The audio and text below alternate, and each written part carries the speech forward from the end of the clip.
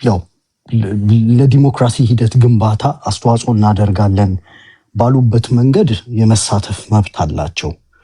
ግን ያው የፐብሊክ ሰው ስለሆኑ ደግሞ ይተቻሉ ማለት ነው። እኛም እንደምንተቸውና እንዲያውም ቅድም ፖለቲከኛ የሆነ ያልሆነ ምናምን የሚባልም ኮንሴፕት ተነስቶ ነበርና የኢትዮጵያን ፖለቲከኞች እኮ ኢንሳይድ አውት አጠና ናቸው በደንብ ከድሮ ጀምሮ የነበሩትን በተማሪው ሙቭመንት ከዛ በህገ መንግስቱ ራቲፊኬሽን ፕሮሰስ የነበሩትን ከዛ የመጡትን በቃ እንዳላየናቸውና አይ ቲንክ ነን ብለው የተሳተፉት ሰዎች ነበሩ ወይ ብሎ መጠየቁ ይሻላል እንጂ አሁን ያለው ወጣት አይ ቲንክ ብዙ ያነበበ ምናምን ነውና ኦፍ ኮርስ ለኦፊስ ላይ ወዳደር ምናምን ይችላል። ግን ያው ሐሳቡ የህዝብ ችግር መቅረፊያ እስከሆነ ድረስ ከፖለቲከኞቹ የተሻለ ሐሳብ የሚያፈልቅ ትውልድ ለመፈጠሩ እሱን 100% መናገር እችላለሁ። ለዚህም ማሳያዬን በኋላ ላይ አቀርባለሁ። ግን የነ ልደቱን ይሄ ትዕይንተ ህዝቡን ስገመግመው አክሽንና ሪያክሽን ነው አይደል? መንግስት የጭቆና ፓንች ይሰነዝራል፣ አንተ ደግሞ ለዛ ተመጣጣኝ የሆነ የጸረ ጭቆና ፓንች ትሰነዝራለህ። የመንግስት ቡጢ መንጋጋህን ያጣመመዋል። ባርነት፣ ጭቆና፣ ብዝበዛ፣ የኑሮ ውድነት፣ በአንድ ሀገር ላይ ሴግሪጌትድ መሆን በደንብ ይደርስሃል። ጭቆናው ምን እንደሚመስል ይደርስሃል። ፓንቹ በየቀኑ እያጣመመ እያላጋህ ምናምን ነው የምትውለው። የጸረ ጭቆና ትግልህ ፓንቹ ይሄ ሪያክሽኑ የአክሽኑን ያህል ካልሆነ ሰምሃው ሚኒንግለስ እየሆነ ይሄዳል ማለት ነው አይደል? ከቤትህ የሚያባርርህ ሰው ካለ ቤትህ የምትቆየው ከቤትህ እንዳያባርርህ የሚያስችል አቅም ስትገነባ ነው። ያለበለዚያ ከቤትህ ትባረራለህ። እና አሁን የሚያሳርፉት ፓንች ተመጣጣኝ ነው ከመንግስት ጭቆና ጋር ኦር እነዚህ ሰዎች ፖለቲካ የሙሉ ጊዜ ስራቸው ስለሆነ ሰምሃው ረጅም 20-30 ዓመት ፖለቲካ ውስጥ የቆየ ሰው እና ደግሞ በተጓዳኝ ሌሎች ስራዎችም ያልሰራ ፖለቲካው ላይ ይቆያል። በቃ ፕሮፌሽን ሆኗል ለነሱ። በዛ ውስጥ ግን ደግሞ ሁሉንም በእኩል ደረጃ አልገመግማቸውም። ክሪቲካል ማስ የማንቀሳቀስ አቅም ኢንዲቪጁዋሊም እናያቸዋለን። አሁን ብዙ ሰው ልደቱ ይላል። ለኔ ጀዋር መሐመድ የተሻለ ክሪቲካል ማስ የማንቀሳቀስ አቅም አለው።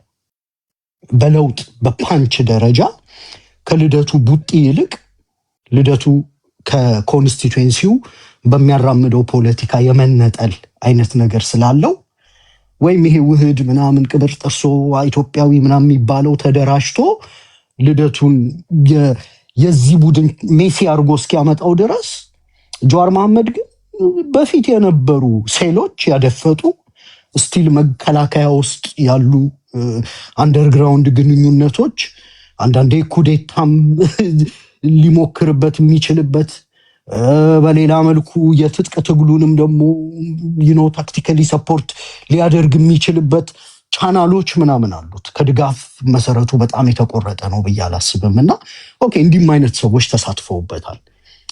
ይሄ አክሽኑና ሪያክሽኑ ተመጣጣኝ ነው ወይስ አንድ በጣም የዛሬ ስንት ዓመት ትግል የጀመርኩ አካባቢ በጣም ያነበብኳት አንድ መጽሐፍ ነበረች እና ደጋግሜ ግን አንብቤዋለሁ።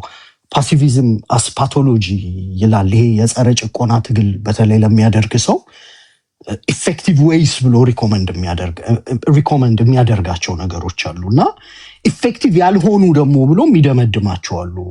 አይ ቲንክ ደራሲው ዋርድ ቸርችል ይባላል እና አንብቡት፣ ብዙ ገጽ አይደለም። እዛ ላይ ምን ይላል? ሲምቦሊክ አክሽን የሚላቸው አሉ። የተለያየ 3-4 ስም ነው የሚሰጠው እና አንዳንድ አክሽኖች ፓወርን ዲስራፕት ማድረግ ካልቻሉ ሲምቦሊክ ይሆናሉ እና በኋላ ላይ እንደውም እንደ ሪቹዋል አክሽን ይገልጻቸዋል። በቃ ሪቹዋል የሆነ አደረግኩ ለማለት አይነት ነገር ግን ሲግኒፊካንት የሆነ ፓወርን ዲስራፕት ማድረግ የማይችል እንዲያውም አንዳንዴ ኦብስታክል ሊሆን ይችላል። አሁን ለምሳሌ ኢትዮጵያ ውስጥ የሚደረገው ምርጫ ኦብስታክል ነው ለትግሉ። በነገራችን ላይ አሁን ዲስል እና ያና ምናምን ደስተኛ አይሆንም። ኦብቪየስሊ እነሱ መንግስት ናቸው። ኮሮጆ እንደሚገለበጥ የሚያውቃሉ። ብልጽግና እንደሚመረጥ ይታወቃል። እዚህ ምርጫ ውስጥ መሳተፍ ኢትዮጵያ ውስጥ ምርጫ አለ እንደማይመረጥ ካወቀ ሀገሪቷ ላይ ደግሞ እሺ ይሄ ለዲሞክራሲ አያና መንግስት ናቸው ያልከው እንደ ኦሮሞ ነው ወይስ አያና የፒፒ ደጋፊ ነው ብለህ? የፒፒ ያው የአማራም ፒፒ ኤቭሪዋን ካለ ማለት ነው። እዚህ ጋር አንተ ስላለህ ነው ባይዘው እንጂ አይ ሶት ነው ግን ችግር የለውም። ቀጥል። እሺ ሌላም ይሄ የአማራ ፒፒ ምናምን ልበለው እዚህ ካሉ አላውቅም። ብቻ ግን አክሽኑና ሪያክሽኑ የማይመጣጠን ከሆነ ልክ ፓሲቪዝም አት ፓቶሎጂ መጽሐፍ ላይ ቸርችል እንደሚገልጸው ኢትስ ደን ፎር ዲስፕሌይ አይደለ? በቃ ተደረገ ሲምቦሊክ አክሽን። በነገራችን ላይ እነሱንም ይተቿቸዋል እኮ አሁን የብልጽግና ደጋፊዎችን ካያችሁ ፎር ዳት ማተር እነዚህን ሰዎች አገር ቤት ገብተው እንዲታገሉ ምናምን የሆነ ዲሞክራሲያዊ የሚያስመስሏቸዋል፣ ያስሯቸዋል፣ ከዛ ደግሞ ይፈቷቸዋል። የኛ ህዝብ ደግሞ ያሰርከውን ቀን ሳይሆን የፈታኸውን ቀን አስቦ የሚያመሰግን ህዝብ ነውና የሆነ 1-6 ወር አስረው ሲፈቷቸው መንግስት በምህረት ለቀቀ ምናምን የሚል ፕሮፓጋንዳ ተሰራና የህዝቡ ሳይኮሎጂ ይታወቃል። አሁን ዲሞክራሲ እየመጣ ነው ምናምን ብሎ የፖለቲካ ፐዝልን መጫወት ይችሉ ነበር። ቀሽም ስለሆኑ በምርጫ መሳተፍ የሚፈልጉትን ሰዎች እንኳን ሀገራቸውን በነገራችን ላይ የበፊቱ ኢህአዴግ በጣም ድራመኛ ነበር። ያስራል፣ ይፈታል፣ ቲሸርት ያለብሳል፣ በምህረት ለቀኩ ይላል ምናምን። ያሁኑ ደግሞ እንትን ነው ምርጥ ካድሬዎችም ፖለቲከኞቹም ፎር ዳት ማተር የታጨቁት አሪፍ አይደሉም። ይሄ ዝም ብሎ በኒፖቲዝም በጥቅማ ጥቅም በዘመድ አዝማድ የታጨቀ ምናምን ስለሆነ ፖለቲካን ኤክሰርሳይዝ አርጎ የሆነ ኢንላይትንመንት ላይ እስኪደርስ የፖለቲካውን ጌም እንኳን እንዴት መጫወት እንደሚችል አያውቅምና እነዚህን ሰዎች የአደባባይ ምናምን እያሉ እንትን ከሚሉ ሰምሃው ዲሞክራሲ የሚመስል ማዕቀፍ ሰፋ አድርጎ እንደ ምርጫ 97ቱ ኢህአዴግም እንዳይሸወድ ያው ስልጣኑን ማስቀጠል ስለሚፈልግ የሆኑ ካርዶችን መጫወት ይችል ነበራል። ግን ኢቨን ሚዲያ ላይ ቁጭ ብለው ለውጥ የማያመጡትን ሲምቦሊክ አክሽን የሚያደርጉትን ኢትስ ጀስት አ ሾው ደን ፎር ዲስፕሌይ የሆነውን ነገር ራሱ አምርረው ይተቹታል የብልጽግና ሰዎች። እና ያስቁኛል ማለት ጦረኛውንም እኩል አምርረህ ተቃውመህ ሾው የሚያደርጉትንም እኩል አምርረህ ተቃውመህ አይሚን በቃ ፖለቲካ የሚባል ባን ማድረግ ወይ ከኢትዮጵያ ውስጥ አይሚን ኒርቱ ዳት ልንሄድ እንችላለን ፖለቲካውን በትክክል ካልተጫወት ነውና እኔ እሱ ትንሽ ያስቀኛል። ዞሮ ምንድን ነው የእነሱን ግን ስገመግመው አደገኛ አስፔክቱን እገልጻለሁ። ግን በዛ መጽሐፍ ንባቤ ግምገማዬ ሪቹዋል ነው። እንዲያውም ሳቲስፋክሽን አት ሳይኪክ ሌቭል ይለዋል። ራሳቸውን አርፈን ቁጭ አልገቡም።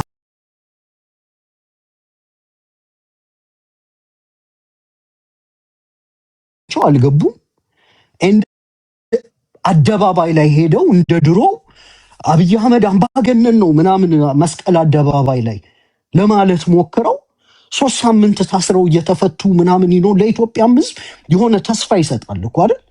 እሱንም ማድረግ አይፈልጉም። እና ግን ደግሞ ከሚደረገው ትግል ውስጥ ፓንቹን የሚያሳርፉት እነማን ናቸው? አንደኛው ፋኖ ነው። ሁለተኛው ስቴት ክራፍት የያዘው ቲፒኤልኤፍ ነው፣ ስቲል ፓንች ያሳርፋል። ሶስተኛው ኦላ ነው። እነዚህ ኃይሎች ትክክለኛ ፓንች ያሳርፋሉ፣ ኤንድ መስዋዕትነትም ይከፍላሉ። በነገራችን ላይ የነሱን ትግል ሳቦታጅ የማድረግ የሚመስል ይሁን የትጥቅ ትግሉን አንደግፍም የሚሉ አሉ።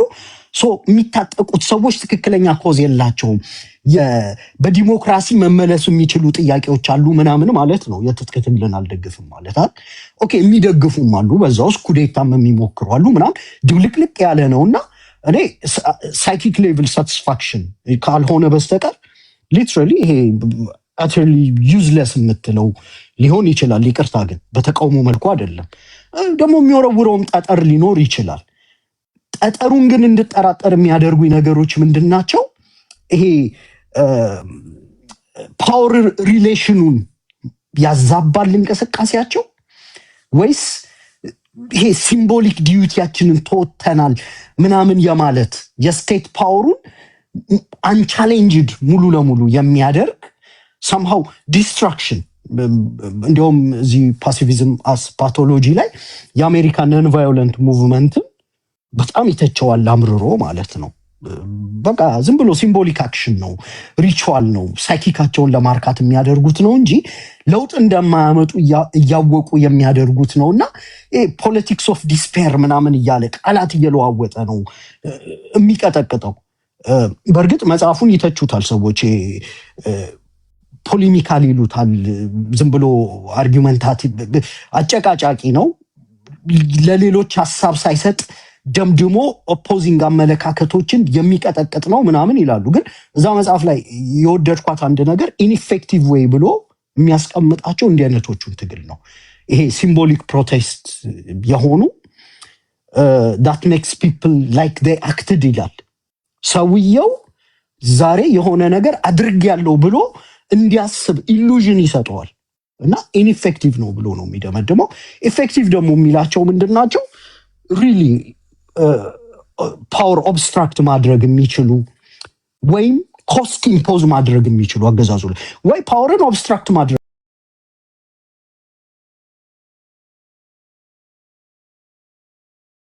አይ ቲንክ እሱን እኔ ነኝ የጨመርኩት፣ ሰውየው አይጠቅሰውም።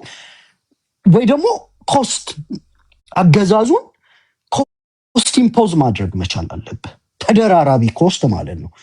እና አዘ ላስት ኦፕሽን አርምድ ሬዚስተንስን ይከተዋል ማለት ነው ኢፌክቲቭ ኦፕሽን ውስጥ። እና እኔ በዚህ ማዕቀፍ ነው የማያቸው። ሁለት ነገር ልጨምር። እነዚህ ሰዎች ትግሉን እየደገፉ ነው ወይስ ትግሉን ኮምፕሮማይዝ ሊያደርጉ ይችሉ ይሆናል? እየደመደምኩ አይደለም፣ ደግሞ በኋላ መታችሁ እንዳትጮሁብኝ የምትደግፉ ሰዎች። እና እኔ አንዳንድ መግለጫዎቻቸውን ተከታትያለሁ እና ምን ይመስላል የድል ሽሚያ የሚመስል ነገር አሸታለሁ። አንድ ወቅት ላይ ጀዋር መሐመድ የሰጠው መግለጫ ኢንተርቪው ላይ በኋላ እንዳንጣላ ይላል፣ ካሁኑ ፐርሰንት እንከፋፈል ይላል እና የትጥቅ ትግሉን 20% ነው ምናምን ነው የሚሰጠው። ከተሳሳትኩኝ ወይ ኮሜንት ላይ ወይ አንሚዩት አድርጋችሁ አስታውሹኝ። የነሱን ትግል በጣም አጋኖ መንግስት ከወደቀ በኋላ የድርሻችንን ስንካፈል እንዲሁም እንደ ምሳሌ የሚያነሳው ይሄ የመንግስት አሁን የአብይ አህመድ መንግስት የመጣበትን ቄሮን ያመጣው የፋኖ ሙቭመንት ነው ጥምር ውጤት ነው ምናምን የሚል ጭቅጭቅ አለ አይደል? የትንተና እሱ ላይ እንዳንደርስ ይልና የፐርሰንት ይከፋፍላል። የሰላማዊ ትግሉ ድርሻ ይሄን ያህል ነው፣ የትጥቅ ትግሉ ድርሻ ይሄን ያህል ነው ብሎ የትጥቅ ትግሉን በጣም ያነሰ ፐርሰንት ነው። ቁጥሩን አላስታውስም፣ ከተሳሳትኩ ኒታ የምታረማለሁ። ግን ዩሪ ግን እንድታስተካክል ምናልባት ይዘህ እንድትሄደው ካላወቀው ጀዋር እንደዛ አይደለም የጻፈው። ይሄንን መንግስት ሊጥል የጻፈ አይደለም፣ ኢንተርቪው ነው ያየሁት። አይ በፐርሰንት ያስቀመጠው ግን 30 በኢኮኖሚ ጫና በምናምን ብሎ ያስቀመጠው መንግስትን የሚጥልበትን መንገድ እንጂ በፐርሰንት መንግስት ከወደቀ በኋላ ድርሻችን የሚል አይደለም። የመጀመሪያው ትዕይንተ ህዝብ ከመካሄዱ በፊት ሚዲያ ላይ ቀርቦ ኢንተርቪው ሰጥቷል እና ፖስትም አድርጓል። ፖስትም እኔ ንግግሮቹን ስለምከታተልም ኢንተርቪውን ያደመጥኩት ባይዘው ካሉት ውስጥም ተመጣጣኝ ፓንች ሊያሳርፍ ይችላል ብዬ የማስበውም እሱን ነው። እኔ እንዲያውም ምንድነው አንደርዶግ ሆነ ጀዋር ምናምን፣ ግን ደግሞ ሞክራ ከመንግስት የሚወጡትን ነገሮች ስናይ አሁን ባለፈው እነ ኤርሚያስ አብይ እንዲገደል እንዲህ ብሎ ነበረ ምናምን ሲሉ ኦኬ 20%ቱን እውነት ነው ብለን ብንወስደው ደጋይ የሆነ ኦኬ እንቅስቃሴ ያለው ማለት ዞሮ ዞሮ ግን ኦኬ መብታቸው ነው። ግን ወደ ድል ሽሚያ ቁጭ ብለው ሶፋ ላይ ፓወር ዲስራፕት የሚያደርጉ ኃይሎችን ድል የመሻማት አይነት ነገር ነው ወይ? ኢንተርቪውን ስሰማ ያ ነው። እንዲያውም ብዙ ሰዎች ለጥፈውት ነበር እሱን። ኦኬ ይሄን ካልኩ በኋላ ሌላኛው ደግሞ የሚያስፈራኝ ነገር ሪቹዋል ነው እኔ ብዬ መድቤዋለሁ። ሲግኒፊካንት የሆነ ፓንች መሰንዘር አይችልም። እዛ ውስጥ ግን አቅማቸውን ወይ በውስጥ ለውስጥ እየተጠቀሙ ያሉ ሰዎች አሉ፣ እንዲያውም ብዙ ሰዎች ልደቱ ምናምን ያው ልደቱ ፖለቲካ ሲያወራ ምናምን ካልሆነ ክሪቲካል ማስ የማንቀሳቀስ አቅሙ ወይም ይሄ ኢትዮጵያዊው አልተንቀሳቀሰለትም የኃይል ተደራጅቶ ከመጣና ለልደቱ ደጀን ከሆነው ኮምቢኔሽኑ ቢያንስ ለውጥ በማምጣት ሂደት ውስጥ ሚናውን ከፍ ማድረግ ይችላል። ግን ደግሞ እንደ መጨረሻ ማቀርባት ሌላ ስጋቴ ምንድናት? እሺ እነዚህ ሰዎች ደግሞ የፖለቲካ ስምምነታቸው ምንድነው? እኔ እንደ መንግስት ካድሬዎች የማይስማሙ አብይም ቁጭ ብሎ አሁን ተቃዋሚዎች ራሳቸው አንድ ላይ ብታስቀምጧቸው አይስማሙ ምናምን እንደሱ ማምን ሰው አይደለሁኝም። ነሰሰርሊ ያ ትግልን የማዳከም ታክቲካል አካሄድ ነው። ግን ደግሞ አሁን ካለን ሊቭድ ኤክስፒሪየንስ የፖለቲካ ሰነዶች ላይ መስማማት አለባቸው። ወደዱም ጠሉም አንድ ላይ ለመስራት ያ የፖለቲካ ሰነድ ላይ ካልተስማሙ ይሄ ሀገር አንደኛው ችግሩ ምንድነው? ኦሮማራ ያ ነው። ከኦሮማራ በፊት የነበሩ የኦነግና የቲፒኤልኤፍ ጥምረቶች ከለውጡ በኋላ ያጋጠመው ችግር ያው ነው። አስፓይሬሽንህ ቤዚክ ኤሌመንት የምትስማማባቸው ለምሳሌ የኢትዮጵያ ሀገርነት ቀጣይነት ላይ ተመሳሳይ አቋም አላቸው። የሚቀርጹት ስርዓት ላይ አንድ አይነት መሆን የለበትም። ተቀራራቢ አቋም አላቸው።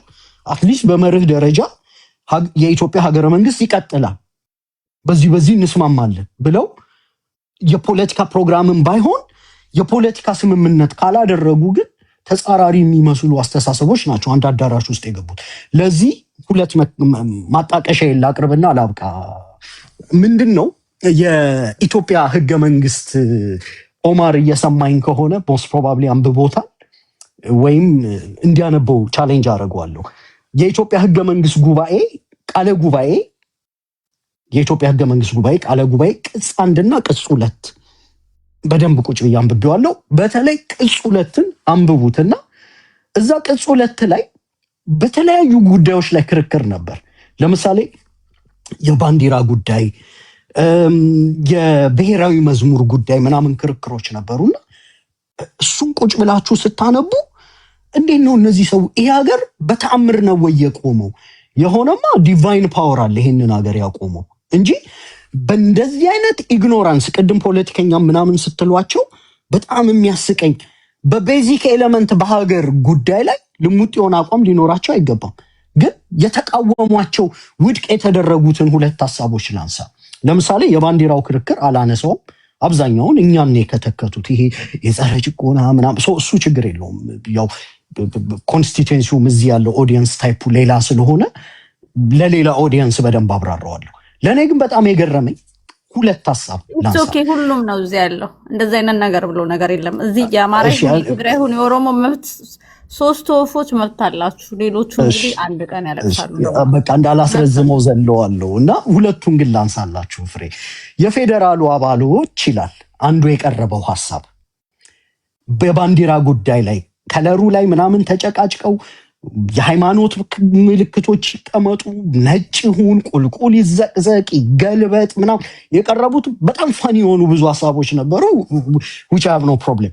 ግን በጣም የገረመኝ የፌዴራሉ አባሎች ከራሳቸው ባንዲራ ጎን ለጎን የፌዴራል ባንዲራ መስቀል አለባቸው የሚል አንቀጽ ይካተት የሚል የክልል 14 ወኪሎች ያቀረቡ ማለት የአማራ ክልል ከራሱ ይሄ ባንዲራ ጎን which እኔ ከለሩ ምኑም አልወደውም፣ አብዛኛው አማራም አይወደውም፣ ደስ የሚለኝ ከሱ ጎን ግን የኢትዮጵያ ባንዲራ ይውለብለብ ነው በቃ ባጭሩ ሲተረጎም። እና ይሄ ሐሳብ ቀረበ። ታምናላችሁ? ይሄ ሐሳብ በ5 ድጋፍ በ517 ተቃውሞና በ8 ድምፅ ታቅቦ ውድቅ ሆኗል። ማለት የፌዴራል ባንዲራ ከክልሎች ጎን ለጎን እንዲያውም ሌላም ሐሳብ ቀርቦ ነበረ። የክልሎች ባንዲራ ከፍ ብሎ የፌዴራሉ ዝቅ ብሎ ሁሉ ይውለብለብ ምናምን የሚል ሐሳብም ቀርቦ ነበር። በነገራችን ላይ ግን አትሊስት ይሄ የክልል 14ቱ ወኪል ያቀረበው አይውለበለብም ተብሎ የፌዴራል ባንዲራን እንዳያውለበልቡ ክልሎች ሐሳቡ ውድቅ ሆነ። ዛሬ ላይ ግን ስለ አንድነት እንደገና ነቅተው ሰዎች ስለ ሀገር አንድነት ስለ ሀገረ መንግስት አንድነት አንድ አድርጎ የሚያጣብቀን ምናምን እየተባለ ባኮር አሁን እነዛ ሰዎች ፖለቲከኛ ነበሩ። ኦኬ የፌዴራሉ አባሎች የራሳቸውን ባንዲራ ያቁሙ። ከጎን ደግሞ የፌዴራሉን ባንዲራ መቆም የለበትም ብሎ 517 ተቃዋሚ ውድቅ ያደረገው አሁን የሀገር እንደው በአስማት ነው የቆመው አትሉ? ሌላ ሁለተኛውን ላንሳና ላብቃ። ሁለተኛው በጣም የገረመኝ ደግሞ የብሔራዊ መዝሙር ላይ በነገራችን ላይ አብዛኞቹ ገንቢ ሀሳቦች ይመጡ የነበሩት ከክልል 14 ተወካዮች ነው እና ሰዎቹን ሪሰርች አንዳንዶቹን አገኘዋቸው፣ አንዳንዶቹ ሞተዋል ምናምን። ክልል 3 አማራ ክልል የሚገርም አቋሞች ከየት እንዳመጧቸው አይታወቁም። የሆነ ስማቸው ምናምን ካሳ የምትባል ሴትዮ ባንዲራ እንደዚህ ይዘቅዘቃለች ወይ ክልል 1 ክልል 3 በጣም ፈኒ ሀሳቦች ነበር። ብሔራዊ መዝሙርን በተመለከተ ግን አንድ በጣም የገረመኝ ክልል 14 ተወካይ የሆኑት አቶ ዮሐንስ አሰፋ ይባላሉ። ይሄን ሐሳብ ያነሱት ቅጽ 2 ላይ ታገኙታላችሁ። እና አቶ ዮሐንስ አሰፋ የኢትዮጵያ ብሔራዊ መዝሙር ምን ያካት የሚል አንቀጽ 4 ላይ ነበር ዲስከሽኑ። አንደኛ አሉ የኢትዮጵያ ሕዝቦች የህገ መንግስት ዓላማዎች ይካተት ብሔራዊ መዝሙሩ ላይ። ሁለተኛ የዲሞክራሲ ስርዓትን እንደሚከተሉ ይካተት። ሶስተኛ አብሮ ለመኖር ያላቸውን እምነት የሚያንጸባርቅ ነገር ይካተት። አራተኛ አንድነታችንን የሚያንጸባርቅ ነገር ይካተት። አምስተኛ ጀግንነታችንን የሚያካትት ነገር ይካተት። አሁን እኔ አላውቅም እዚህ ውስጥ የምትቃወሙት ሐሳብ አለ? የህገ መንግስት ዓላማ፣ የዲሞክራሲ ስርዓት፣ አብሮ ለመኖር ያለን እምነት፣ አንድነታችንንና ጀግንነታችንን የሚያንጸባርቅ የባንዲራ የብሔራዊ መዝሙር ግጥም ይገጠም ተብሎ ለውይይት በአቶ ዮሐንስ አሰፋ መቅረቡን የሚቃወም ሰው አለ? ዛሬ የፖለቲካ አወራለሁ የሚል ሰው በጣም የገረመኝ አብዱል መጂድ ሁሴን ክልል 5 ለሳቸው እድል ተሰጠና አብዱል መጂድ ምን አሉ? አብሮ መኖር እንጂ አንድነት የሚባል ቃል መግባት የለበትም። ዛሬ ላይ ግን ስለ አንድነት ነው የሚሰበከናል። አብሮ መኖር እንጂ አንድነት የሚባል ቃል መግባት የለበትም ብለው ሐሳብ አቀረቡ አብዱል መጂድ። ከዛ በኋላ የክልል 14ቱን ሰውዬ ሐሳብ አንድነት የሚለው ይግባ አይግባ እንደ አጀንዳ ለብቻው ተከራከሩበት ማለት ነው። መጨረሻ ላይ ይሄ ሐሳብ ድምጽ ይሰጥበት ተባለና መገመት ትችላላችሁ። አንድነት የሚባል ቃል በብሔራዊ መዝሙር ውስጥ እንዳይገባ አብሮ መኖር ብቻ እንዲሆን በ515 ድጋፍ በ3 ተቃውሞና በ10 ድምፀ ታቅቦ አንድነት የሚባል ቃል ተጸይፈው እንዳይገባ ከብሔራዊ መዝሙሩ አገዱ። ይሄ ነው የኢትዮጵያ ስቴት የተገነባበት። አሁን ህገ መንግስት ሲቀርጽ ነው ኮምፕሌን እያረኩ አይደለም ማለት።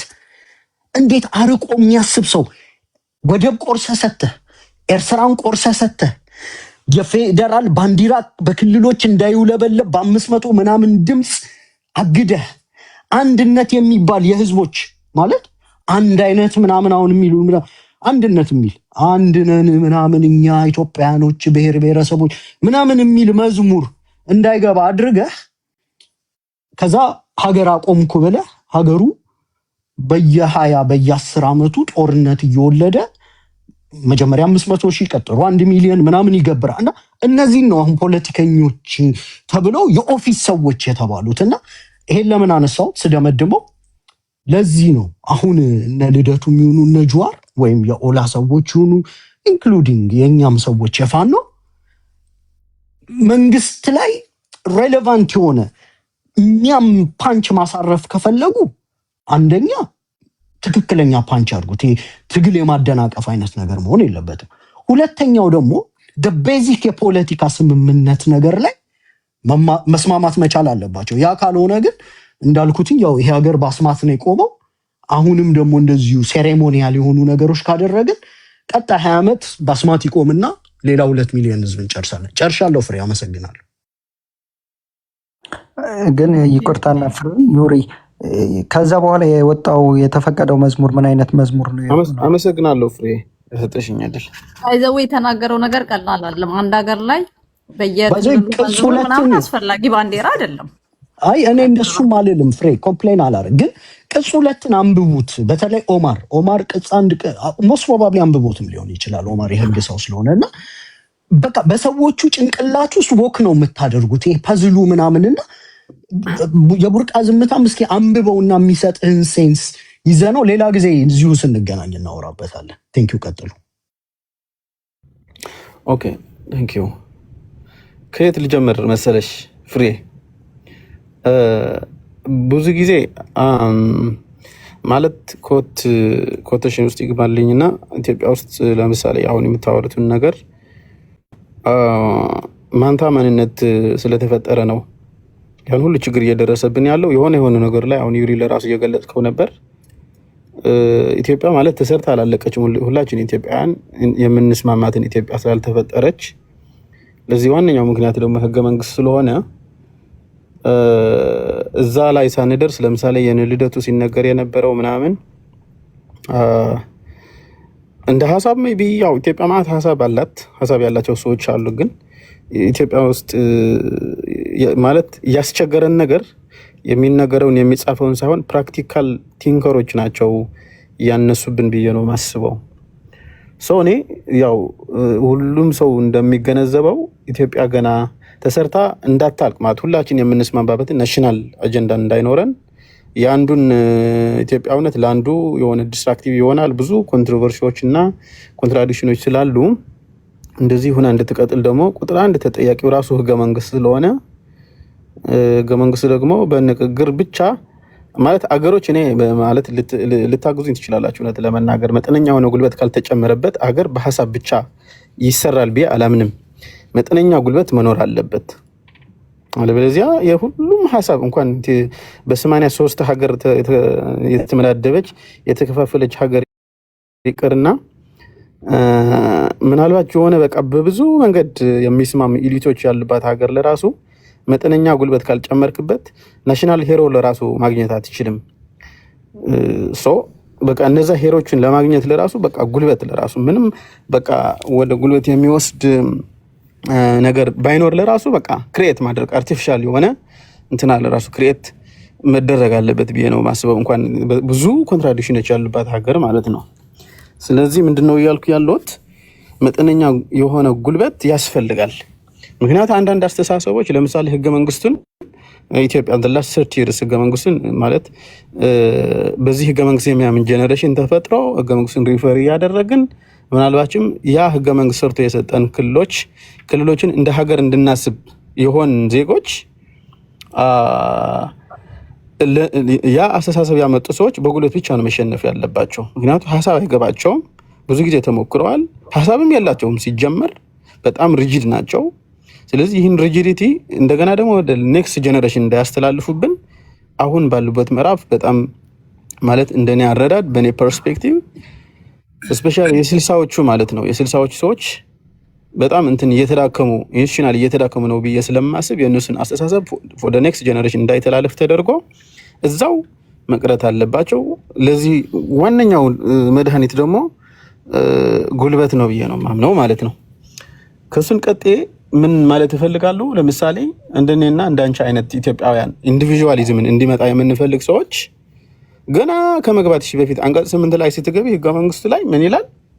ያው ሁላችሁም ታውቁታላችሁ። እንግዲህ ጀስት ሪማይንድ ለማድረግ ያህል ነው። ኢትዮጵያ ብሔር ብሔረሰቦችና ህዝቦች የሚባል የሆነ አርቲፊሻል ስም ተሰራና ምን ማለት ነው ብሔሮች፣ ምን ማለት ነው ብሔር ብሔረሰቦች፣ ምን ማለት ነው ምናምን አይ ዶንት ኖ ስታንዳርድ የሆነ ጎግል ለራሱ ሊትሬቸር ውስጥ ገብተን እንትን በምናደርግበት ሰዓት አላቅም ፊክስድ የሆነ ትርጉም አትሰጠውም። ሪላቲቭ የሆነ ዲስክሪፕሽን ነው የምትሰጠው። ዝሮ ግን ኢትዮጵያ ብሔር ብሔረሰቦችና ህዝቦች ሀገር ናት፣ የኢትዮጵያ ሌላው ስልጣን ባለቤት ናቸው ተብለው እኛን ኤክስክሉድ ያደርጉናል ማለት ነው። እንግዲህ ኢትዮጵያውያን እኔና አንቺ ግዴታ ምን ያስፈልገናል ማለት ነው? ፍሬ የሆነ ብሔር ውስጥ ራሳችን መክተት አለብን። ኢንዲፔንደንትሊ ኢትዮጵያውያን መሆን አንችልም። የሆነ ጥርናፍ ውስጥ ካልገባን ማለት ነው። ወይም ትግራዋይ መሆን አለብሽ፣ ወይም አማራ ወይም ኦሮሞ መሆን አለብሽ። ካለበለዚያ አንድ ሰው ለብቻው ዝም ብሎ ኢንዲፔንደንትሊ እንደ ኢንዲቪጁዋል በቃ ኢትዮጵያዊ የመሆን እድል አይሰጠውም ማለት ነው። ፎር ኤግዛምፕል ሚስተር ልደቱ አያሌው ሀሳብ አለው፣ ኢትዮጵያዊ የሆነ ሀሳብ አለው። ግን ምናልባት አብዛኛው ጊዜ ሀሳቦቹ ለአንድ ብሔር ውስጥ ያው እንትን ስለማይሉ ብሔር ስለሌለው በብሔር ደረጃ የሆነ አካሎችን ሞቢላይዝ ማድረግ ስለማይችል ያው የምንድን ነው የወንበር ማጸባበቂ ታይዝ ባህል በመሐርኛ ዳግዝ እንጂ ያለሽ ሆኖ ነው የቀረው። ምንም ነገር አላፈራም ማለት ነው። እድሜ ልኩን ይከራከራል እንስማለን ስክሪን ላይ ወጥቶ ግን በቃ ምንም አይነት ኢንፍሉዌንስ የለውም። ሞቢላይዝ ልደቱ አይነት ሰዎች ሞቢላይዝ የሚያደርጓቸው ኢትዮጵያውያን ወጣቶች እኔ ሰምቼ አላውቅም። አቤት ሀሳቡ በጣም ጣፋጭ ነው ምናምን ይሉታል፣ ግን መሬት ላይ የሆነ በቃ የልደቱን አስተሳሰብ ሞቢላይዝ የሚያደርጋቸው ሰዎች ያው አላየሁም። ሊሚቴሽን ሊኖረኝ ይችላል፣ እኔ ያላየሁት ነገር ሊኖር ይችላል። አይደን ነው። ሌላ ከአንቀጽ 8 የብሔር ብሔረሰቦች ተብሎ ተሰጠና ተጻፈላቸውና ወደ ለምሳሌ አንቀጽ 47 የሚባል አለ። ከሄድሽ ደግሞ ክልሎች ለምሳሌ ትግራይ፣ አማራ፣ ኦሮሞ ምናምን ብለን የምንጠራቸው ክልሎች አሉ። የእነሱ ስም እዛ ተቀምጠዋል ማለት ነው። ከአንቀጽ 47 ቀጥለሽ ወደ አንቀጽ 48 ስትሄጂ ደግሞ ለነዛ ክልሎች ምን ያደርጋል? ወሰናቸውን ዲማርኬት ያደርግላቸዋል። ትግራይ የምትባል ክልል ከዚህ ወደዚህ፣ አማራ የምትባል ክልል ከዚህ ወደዚህ ብሎ ዲማርኬሽን ያስቀምጥላቸዋል ማለት ነው። ከዛ እሱ ብቻ ሳይሆን ለምሳሌ የሆነ ሰዓት ላይ አንድ ክልል የኮንቴስትድ የሆነ ኤሪያ ተብሎ ለምሳሌ ይጠራል አይደለ? ወልቃይት ሑመራ። ያ ኮንቴስትድ የሆነ ኤሪያ ከተነሳ አንድ ክልል ይህማ የኔ ቦታ ነው ምናምን ብሎ ከከሰሰ ካልተሳሳትኩኝ አንቀጽ 62 ይመስለኛል እና የፌዴሬሽን ምክር ቤት ምናምን የሚባለውን ነገር በዛ በኩል ምንድነው ማመልከቻ አስገብተህ ነው የሚፈረድልህ ወይም የሚሰጠ ምናምን የሚል የሆነ የአቤቱታ ኢንትሮዳክሽን ነገር አለው ማለት ነው። ወዲህ ኢትዮጵያ በእነዚህ አሁን አንቀጽ 8 ሌላ ደግሞ የጎስት የሆነ አርቲክል 39 አለልሽ ማለት ነው። ምንድነው እሱ ደግሞ ያው እስከ መገንጠል ምናምን የሚል ነገር አለው ማለት ነው። እዛ ዲቴይል ውስጥ ከገባን ለምሳሌ ብዙ ሰዎች በቃ ምን ያህል ፐርሰንት ሲያገኝ ድምጽ ሲያገኝ ነው አንድ ክልል የሚገነጠለው፣ ምን ያህል ሪሶርስ ይዞ ያሉት ኮንፍሊክት ኦፍ ኢንተረስቶች እንዴት ሪዞልቭ ተደርገው ነው ምናምን የሚሉትን ዲቴይል አያይም። በቃ እስከ መገንጠል የሚል የሆነ አንቀጽ 39 የሚባል አለ። ሞስት ኦፍ ዘ ታይም በወሬ ነው ሰው እንትን የሚያራግበው። ሶ ማይንድ ሴቱ ግን የጀነሬሽኑ ማይንድ ሴት የማህበረሰቡን ማይንድ ሴት ምን ያደርገዋል መሰለሽ? እስከተመቸው ድረስ ነው ኢትዮጵያዊ ሆነው ማለት ነው። አነስተኛ ማስተካከያ የቴክስት ማስተካከያ ስለሆነ ይቅርታ አድርግልኝ። አንቀጽ 48 የስቴቶችን ዴሊኔሽን አፍታለ ሶሪ የስቴት ዴሊኔሽንን ይናገራል አንቀጽ ኤክስኪውዝ ሚ አይ ቲንክ ተቆራረጠ መሰለኝ ሐሳብ ሶሪ ስልክ እየተደጋገመ እየተደወለብኝ። አንቀጽ 48 የስቴት ዴሊኔሽን አይናገርም። የቦርደር ኮንፍሊክት ከተነሳ ወይም ደግሞ ኮንቴስቴሽን ካለ እንዴት እንደሚፈታ እንጂ ስቴት ዴሊኔሽን በፌደራል ህገ መንግስት ላይ የለም። ማለት ኮንቴስት ለምሳሌ ኮንቴስቴሽን ስለ ኮንቴስት ጉዳይ ከተነሳ አንድን አንቀጽ ክልሎች ወሰናቸውን ስለሚመለከት ጉዳይ ካልተሳሳትኩ ሜይቢ ተሳስቼ ሊሆን ይችላል። በጣም ማለት የቆየ ነገር መንበር እያደረኩ ስለሆነ የምናገረው ግን ያው የክልሎች ወሰን ስለ ክልሎች ወሰን ነው የሚያወራ መሰለኝ። ቼክ አድርጉት። አይ ዶንት ኖ። ዝሮ ግን አንቀጽ 8 አንቀጽ 39 አንቀጽ 47 48 እና 62 እርስ በርሳቸው ተመጋጋቢ ናቸው። በቃ ከኢትዮጵያ ተገንጥለ ስለመጥፋት ኢትዮጵያ ውስጥ የሆነ ክልል እንደ ሀገር ስለማሰብ ጉዳይ በቃ እዛ ስለ ኢትዮጵያ እውነት የሚያወራ ነገር የለውም። ባይ ዘ ዌይ በጣም በተለይ ደግሞ አሁን ለምሳሌ አንቀጽ 47 ብንወስድ ትግራይ የምትባል ክልል አለች፣ አማራ የምትባል ክልል አለች፣ ኦሮሞ ሰው እነዚህ የራሳቸው ዲሞግራፊ አላቸው፣ የራሳቸው ባንዲራ አላቸው፣ የራሳቸው መዝሙር አላቸው። ወደ ትግራይ ከመጣች ለምሳሌ ዘይኒ ዲቦ ጎበ እያልክ ትዘምራለህ፣ እስካሁን ይቀጥላል ማለት ነው። በቃ ምንም የማይገናኙ ነገሮች ናቸው። ያኛው ኢትዮጵያ ሀገራችን ምናምን ይላል የኢትዮጵያ መዝሙር፣ የነዛኞች ደግሞ የኛዎች ደግሞ ወደ አማርኛ ሲተረጎም አይ ቲንክ አይ ካን ትራንስሌት ማድረግ አልችልም፣ ግን በጣም ነው የሚያስቀው ማለት ነው። ይህን ሁሉ አንድ ሀገር ውስጥ ነው እንግዲህ ኮንትራዲክሽን የምታገኘው ማለት ነው። መዝሙሮች እንግዲህ ያው በየጠዋቱ ተማሪ ሆነ ስትገባም ይሆን ምናምን በቃ አይዶን እኔ በጣም ግራ ይገባኛል እውነት ለመናገር። ለምሳሌ ደርግ 17 ዓመት ታግለው ኢህአዴግ ወደ ስልጣን ሲመጣ በፊትም በመሀል ስለወጣው ነው እንጂ ፍሬ ህወሓት ያው በትጥቅ ትግል ያው ሊደር ስለነበረ በአዴን ኦፒዲዮ ምናምን የምንላቸው ነገሮች የሆነ በህወሓት ኢንጂነር ተደርጎ የተፈጠሩ ፓርቲዎች ናቸው። ማለት ራሱ እንዲመቸው አድርገው የሆነ ኢንዶክትሪኔት ተደርገው የመጡ ፓርቲዎች ስለሆኑ ለነዛ ለተሰጣቸው at the end of the day ኢህአዴግ ኦሮሞ በአንቀጽ 47 ምክንያት ክልሎችን ሲመሰርት እነዛ እንግዲህ ህወሓት እንዲያስተዳድሩት ነው እንጂ እንትን የተሰጣቸው I don't think ለዛ ማህበረሰብ በትክክል እዛ ማህበረሰብ ውስጥ ያሉ ጥያቄዎች የመመለስ አቅም ያላቸው ተብለው ሹመት የተሰጣቸው ሰዎች ናቸው። አላምንም፣ እንደዛ ብዬ አላምንም። በተለይ ለምሳሌ ደቡብ ክልል ስንሄድ ብዙ ብሔር ብሔረሰብ ተብሎ ይሄ ኮቴሽን ውስጥ ይግባልኝ። ምክንያቱም ብሔር ብሔረሰብ የሚለው ነገር እኔ ስለማልቀበለው ማለት ነው። እሱ እንደ ሁለተኛ ክልል ባይቶ እንዲያም ህወሓቶች ደቡብ አካባቢ እንደ ሁለተኛ ክልል አድርገው ነው እንደ ሁለተኛ ትግራይ አድርገው ነው የሚያስቡት። ያዛ የማይኖሪቲ ምናምን አድርገው እኛን ሲሰሩ በደቡብ ነው ኮምፐንሴት የሚያደርጉን። ጭንቅላታቸው ውስጥ የሚመላለሰውን ነገር ስልጣናቸውን ለማስጠበቅ የሚጠቀሙበትን ድምፅ ያው እንደ ሁለተኛ ቤታቸው አድርገው ነው ወደ ደቡብ አካባቢ የሚሄዱት ማለት ነው። በዛ ነው ኮምፐንሴት የምንደረገው። ሶ እነዛ ህወሓት ምናምን የሰራቸው ክልሎች እንግዲህ ምን ብለው የኛዎች ስፔሻሊ የህወሓትን አስተሳሰብ የሚደግፉ ሰዎች እኛ እኮ እንደዚህ ልማት አምጥተንላቸዋል እኮ እንደዚህ ተደርግላቸዋል እኮ ምናምን ብሎ በቃ ለምንድን ነው በቃ ምናምን ብለው ይከራከራሉ ማለት ነው። ሶ ዊዲን ኦል ዲስ ታይፕስ ኦፍ ዲስከሽንስ በቃ ስለ ኢትዮጵያዊነት ኢትዮጵያውያን እኮ አንድ ነን፣ ስለ ኢትዮጵያ ናሽናሊዝም ምናምን የሚወራ ነገር የለም። በቃ ቢካዝ ክልሎች ኦልሬዲ የራሳቸው ዲማርኬሽን አላቸው፣ የራሳቸው መዝሙር አላቸው፣ የራሳቸው አንዳንድ ጊዜም ለምሳሌ የኛ ስፔሻሊ የኛ ብሔርተኞች አብዛኛው ጊዜ ተሰማቸው በቃ እስራኤልና በሳይዝም አይ ቲንክ የሚመጣጠኑ ስለሚመስለኝ ከእስራኤል አንዳንድ ጊዜ ያወዳድሯታል። በቃ እስራኤል እንመስላለን፣ እስራኤል እንሆናለን ምናምን ይላሉ ማለት ነው። ምንም ነገር የለም እኮ እዛ ክልል ውስጥ። በቃ አምጥቶ አንድ ብሔርተኛ የሆነ በቃ የሰከረ ብሔርተኛ ይመጣና እስራኤል ካላደረኳት ይልሻል ማለት ነው። ሶ እንግዲህ አንድ ሀገር ውስጥ የምትገኝ ክልል ነው ከእስራኤል ጋር እየተወዳደረች ያለችው ማለት ነው። እንዴት አድርጋ ነው? የራሷ ፎሬን ፖሊሲ አላት ወይ? የራሷ የምታስተዳድረው የሆነ ለምሳሌ ገንዘብ አላት ወይ ምናምን ምን አላት ብለሽ ብትጠይቂው ኢንተርኔቱ ለራሱ ኤሌክትሪሲቲው ምናምን ሁኤቨር በቃ የማርኬቱ ምናምን ጉዳይ እንግዲህ አዲስ አበባ ከአዲስ አበባ ነው የሚላክላት ማለት ነው። አዲስ አበባ ጀስት ዋን ክሊክ አዌይ ከአዲስ አበባ ዋን ክሊክ አዌይ ናቸው።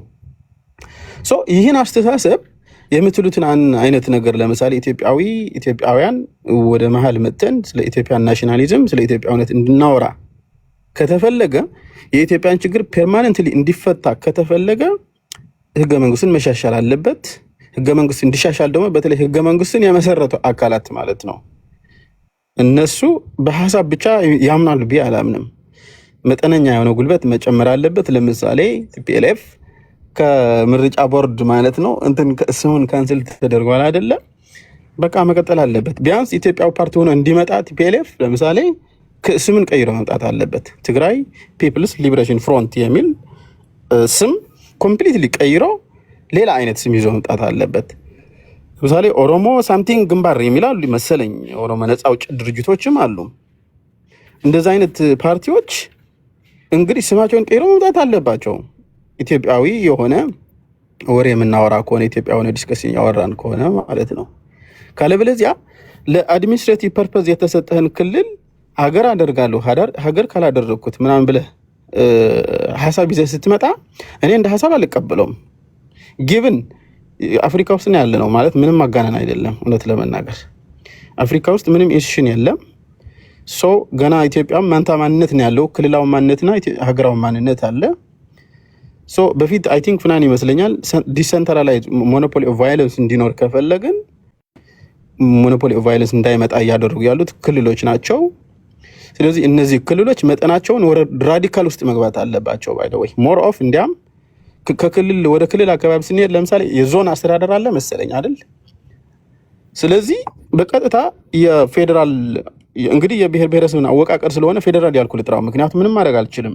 በምን ልጥራው ባለው እንትና ተርሚኖሎጂ ልጠቀምና ከክልሎች ሳይሆን መገናኘት ያለበት ከዞን በታች ያሉ ነው መገናኘት ያለበት። ለምሳሌ አይ ቲንክ ትግራይ ውስጥ 7 ነው ምናምን ዞኖች አሉ። አማራም አይ ቲንክ ይመስለኛል ብዙ ዞኖች በየክልሉ ዞኖች አሉ አይደለ? በቀጥታ ከዞኖቹ ጋር መገናኘት አለበት ብዬ ነው ማስበው። እሱን እንዲመጣ ፕሮሞት ማድረግ አለብን ብዬ ነው ማስበው። ለምንድን ነው ከዞኖች ጋር መገናኘት የሚያስፈልገው? ቢካውዝ ዞኖቹ በቀጥታ አንደር the influence of the central government ስለሆነ ማለት ነው። እንግዲህ አንዱ ዞን ተነስቶ ክልል ካልሆንኩ ምናምን አይልም አይደል? በቃ የተሰጠውን ከሴንትራል ገቨርንመንት የተሰጠውን ነገር ይመገባል። ያለው ኢንተግሬሽን በዛ መልክ ይወሰናል ማለት ነው። አሁን እያስቸገሩ ያሉ ክልሎች ስለሆኑ የተሻለ ጉልበት ያለው ደግሞ እንግዲህ የአሁኑ ኢትዮጵያ መንግስት ስለሆነ እንደዛ ብዬ ስለማምን ስልጣንም ስለሚወድ at the same time ስፔሻል ፕሮስፐሪቲ ፓርቲ በጣም ስልጣን ይወዳል። ለስልጣኑ ስጋት የሆኑ አካላት ደግሞ አሁን የጠቀስኳቸው ስለሆኑ እንግዲህ ለስልጣኑ ብሎ ኢንስቲቱሽናሊ ያዳከማቸው ነው ያለው አም ኢን ሰፖርት ኦፍ ፕሮ የዚህን አስተሳሰብ እንዲያም የዛ ፕሮ ነኝ ማለት ነው። ምክንያቱ አሁን ካለው መንግስት ጋር የተሻለ አቅም ያለው ክልሎችን አዳክሞ የኢትዮጵያን ኮንስቲቱሽን ሞዲፋይ እንዲደረግ በር ሊከፍትልን የሚችል ሌላ አይነት አስተሳሰብ አለ ብዬ ስለማላስብ ማለት ነው። ሶ አይ ቲንክ ሀሳብን በዚህ ልጨርስ። አመሰግናለሁ ለሰጠሽኝ ላልተገደበ ጊዜ ፍሬ ሀብቴ።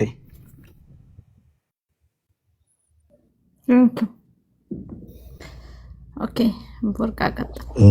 ፍሬ አንድ ነገር የተናገርኩትን በተመለከተ ማስረጃ ከፈለጉ በኋላ ላይ አለኝ አውጥቼዋለሁ ከአርካይቬ።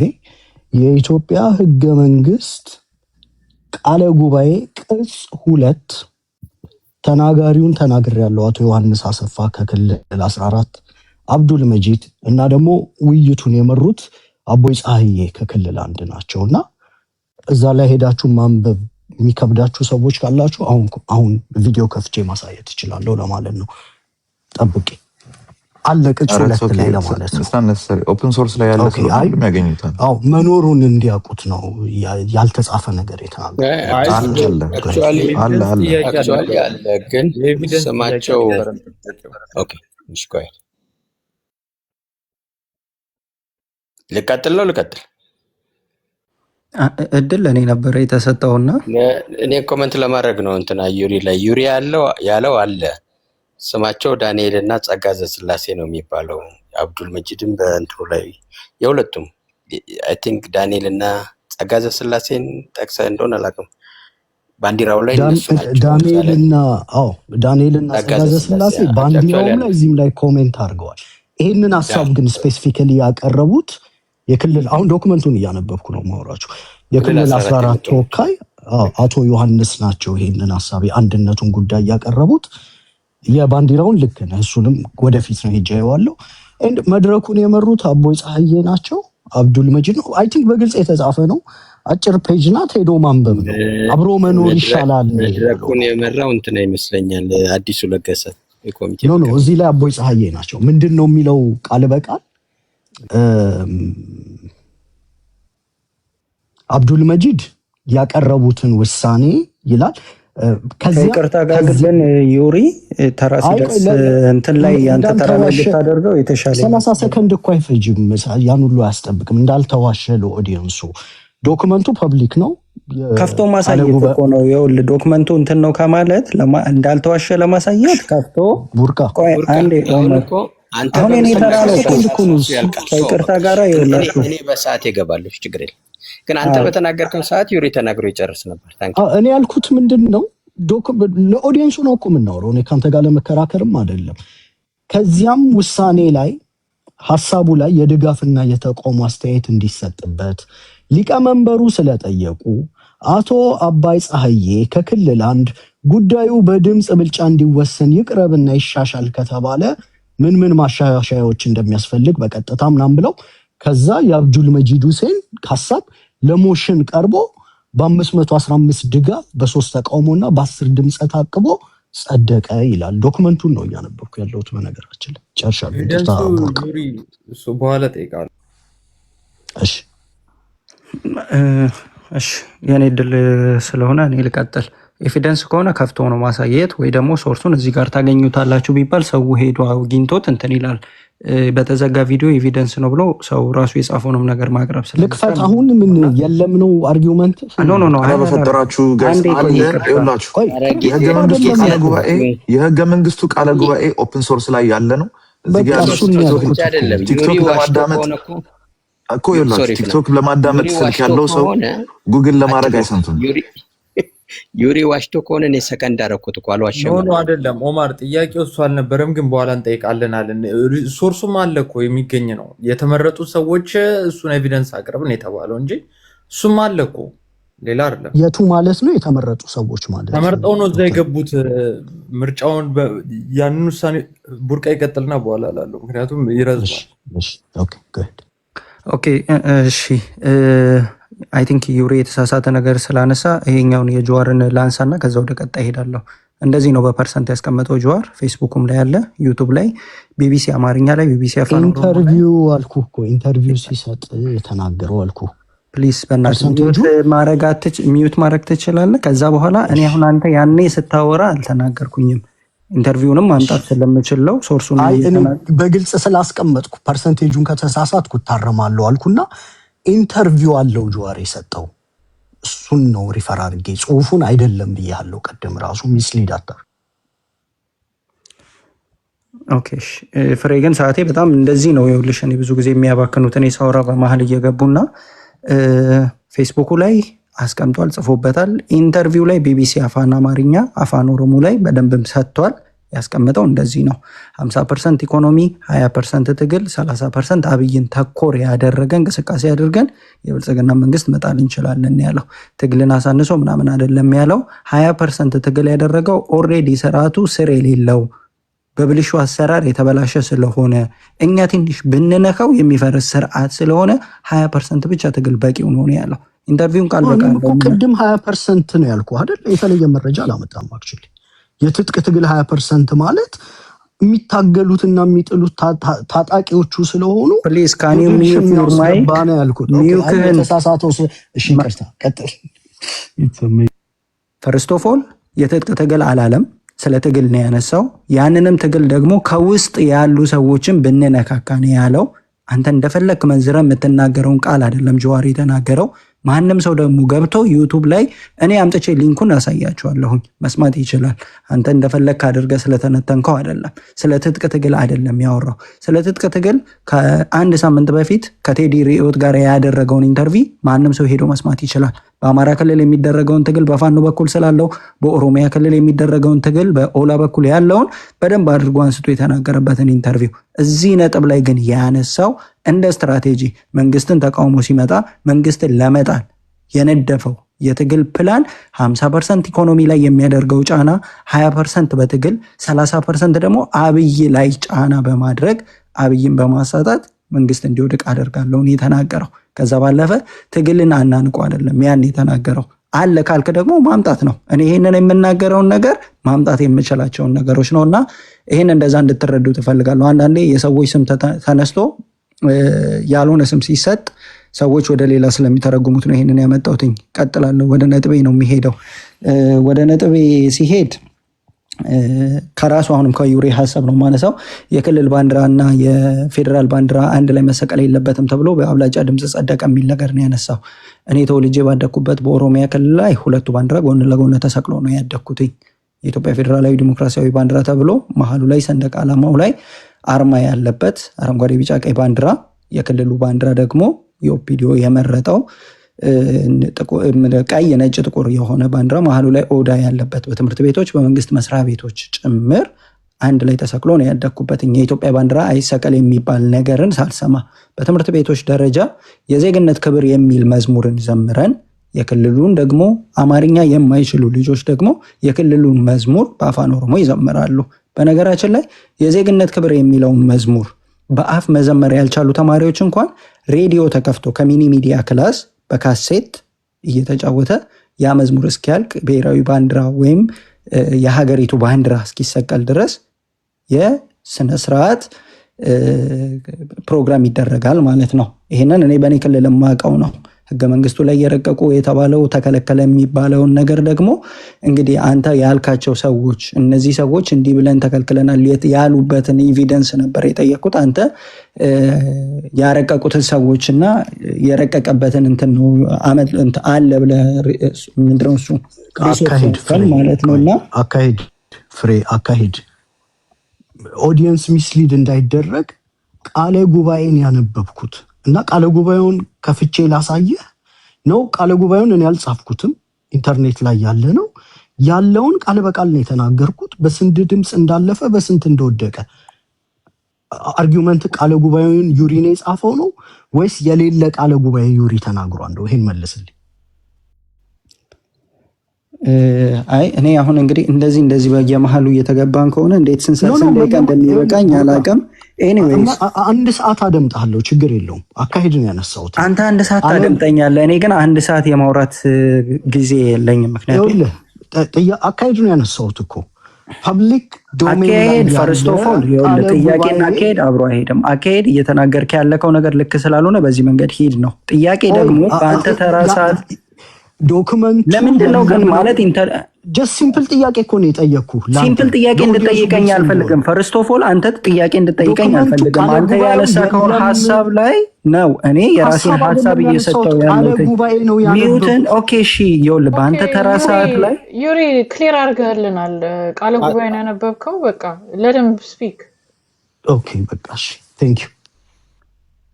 እኔ እኮ በስነ ስርዓት ጥያቄን እኮ በስነ ስርዓት ተናግሬያለሁኝ። ቃለ ጉባኤ ያቀርባል፣ ቃለ ጉባኤው የሚገኝ ነው። ነገር ግን ከዛ በኋላ ሪሶርስ አድርገህ የከሌ የሚባሉ ሰዎች እንዲህ ብለው ያልከው ቃለ ጉባኤ ላይ የለም። ያ ካለ ጉባኤው ላይ ያለ ነው። አሁን ልክፈትልህ ቪዲዮ እያወራህ አንተ እኔ ልጨርስና ትከፍታለህ።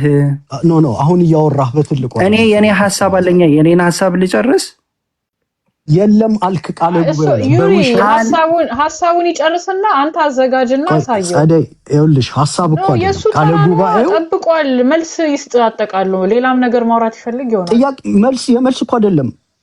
ቃለ ጉባኤ አለ ዶክመንት I'm aware of that ታሳያለህ። ቆይ እሱ ግን ወይ ታዲያ ሲዋሽ መድረኩ ማረም አለበት። ቃለ ጉባኤው ታረጋላ በተራ ለርን ፊኒሽ በተራ ህብቱ ላይ ይሻል ማለት ለሁላችንም እየጠበቀ ውሸትን ለማረም አንድ ሰዓት ምናምን መቀመጥ ያልተናገርከውን ሲናገር እኮ እንዲህ አላልኩም አልከዋ፣ ግን መረጃውን በኋላ ታቀርባለህ ፕሊዝ። አሜዚንግ። እሺ ቀጥሉ። ኦኬ እሺ፣ እኔ የምናገረውን ነገር በነገራችን ላይ እኔ መናገር የምፈልገው እንጂ እናንተ መረዳት በምትፈልጉበት መንገድ አይደለም። እኔ የማወራው እኔ የተናገርኩትኝ የጸደቀውን ጽሁፍ ሳይሆን ሰዎቹ ተናገሩ ብለክ ከሌ የሚባሉ ሰውዬ ተናገሩ የምትለው ነገር እዛ ላይ ቀርቦ ከሆነ ማየት እንችላለን። ያንን ግን አላሳየህንም ነው ያልኩትኝ። ካለ አሁንም ብናየው ብናነበው የማይጠቅም ነገር ከሆነ አሳየህ እኮ ታዲያ ለምን ነው የምደጋግመው? ወይ አሳየኝ በለው። አሁን ከፍታለሁ፣ ላፕቶፕ ያበራው ነው። ስክሪን ከፍታለሁ። አንዴ ጋይስ ቡርቃ አሁን ያሳይ ወይ ከጨረሱ በኋላ ያሳይ። ቡርቃ የሚለውን እኮ ነው ጸደይ ራስሽ እኮ እሱ የፈለገውን የእሱ ተራ ነው። በተራ የፈለገውን አይደለም ላሳይ ሲለው እምቢ ይላል። አንዴ ደግሞ አሳየኝ አልኩኝ። why you guys acting childish? በተራይን ጨርሰህ you are acting childish yourself. አንቺ ራስሽ childish no somebody has to tell you. somebody has to tell you. You're nobody. ዝም ብለህ አንቺ ያልሽው ብቻ ነው። አይ በቃ የህፃን ጨዋታ ነው የምትፈልጉት እናንተ። ብሽሽቅ ነው ትግራይ ተናግሬያለሁ ብለሽ በቃ ዩሪ በጣም ቸኩለሃል ለማሳየት አይደል? አይደለም ቡርቃና ዩሪ ናቸው የሚወስኑ። ቡርቃ ምን አገባሽ? ይቀጥልኛ መስማት እንፈልጋለን። ቡርቃ ምን እንደፈለገ ሁለቱ ናቸው ሊነጋገሩ። የቡርቃን መስማት እንፈልጋለን። አንድ ጊዜ በሴትነትሽ ክሌም ታደርጊያለሽ፣ አንድ ጊዜ ለትግራይ ድምጽ ሆኛለሁ ብለሽ ደነዝ። እሺ ቡርቃ ያሳይ አሁን ወር ካንተ ተራህ በኋላ ያሳይ። ካንተ ተራህ በኋላ ያሳይ። ካንተ ተራህ በኋላ ያሳይ።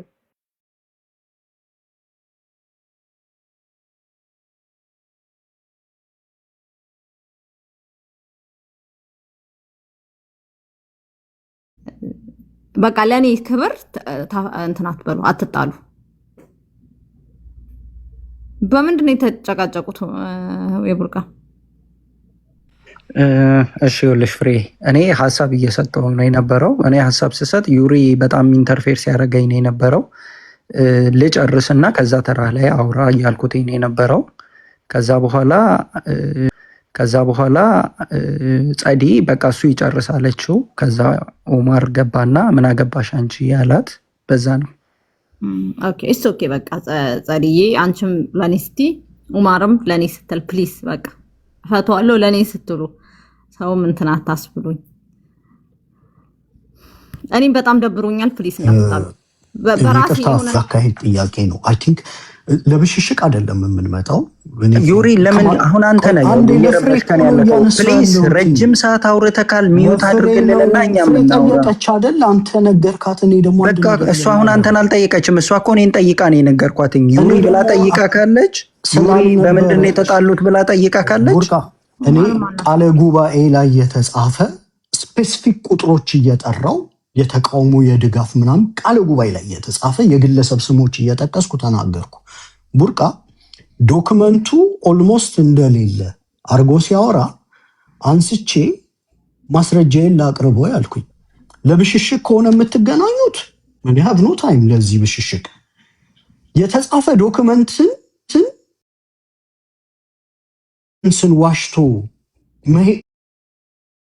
መሄድ ላይ ያካሄድ ጥያቄ ከተነሳና ማስረጃው ይቅረብ ወይ የሚል ጥያቄ ተነስቶ ውይይት ካልተካሄደ ሰው ለምንድን ነው ታዲያ እዚህ የምንገናኘው? ለፕሮፓጋንዳ? እኔ ግራ ነው የሚገባኝ። ውይይቱን እንዴት አስዩም እንደምታደርጉት ራሱ የለም ኤቪደንስ የለህም ነው ብሎ ያለው የቡርቃ ፍሬ ይኸውልሽ፣ አንዴ ስሚኝ። ሁሉም ሰው አውርቶ የቡርቃ ተራ ላይ ነበረ። ቡርቃ የራሱን መተንተን ሲጀምር እኔ እንትን ማስረጃ የለህም እንደዚህ ሰውየው አልተናገሩም ሲል አለ ዶክመንቱ ላይ ቃለ ጉባኤ ላይ አለ ማሳየት ይችላል አለ። ግን ኖ አሁን እኔ በማወራበት ሰዓት አይደለም ምን ልጨርስ አለ። ተራይ ነው ገና መጀመሩ ነው ተራውን። ከዛ በኋላ ኖ አሁን ላሳይ፣ ኖ እኔ ላወራበት ልጨርስ። ኦኬ ስጨርስ በተራ ዩሪ ከሱ በኋላ ታሳያለህ አል ነው ተስማማን። በኋላ ድጋሚ ኦማር መጥቶ በበጥበጥ ጀመረ። አሁን ይሄ የቡርቃ ተራ ነው፣ ቡርቃ ያወራበት። ኦኬ ጨርስ። ስለዚህ ቆይ ከአራቱም ከሰማሽ መፍሬ ከኔ መስማት ኦኬ ሰማለሁ። ታንክ ዩ። የሆነው ምንድነው ዩሪ የሆነ ነገር ጠቀሰ። ቃለ ጉባኤ እንደዚህ ዶክመንቱ አለኝ አለ። ከታች ኮሜንት ያየ ይመስለኛል የለም የምትሉ ሰዎች ማውጣትና ማሳየት ይችላል አለ።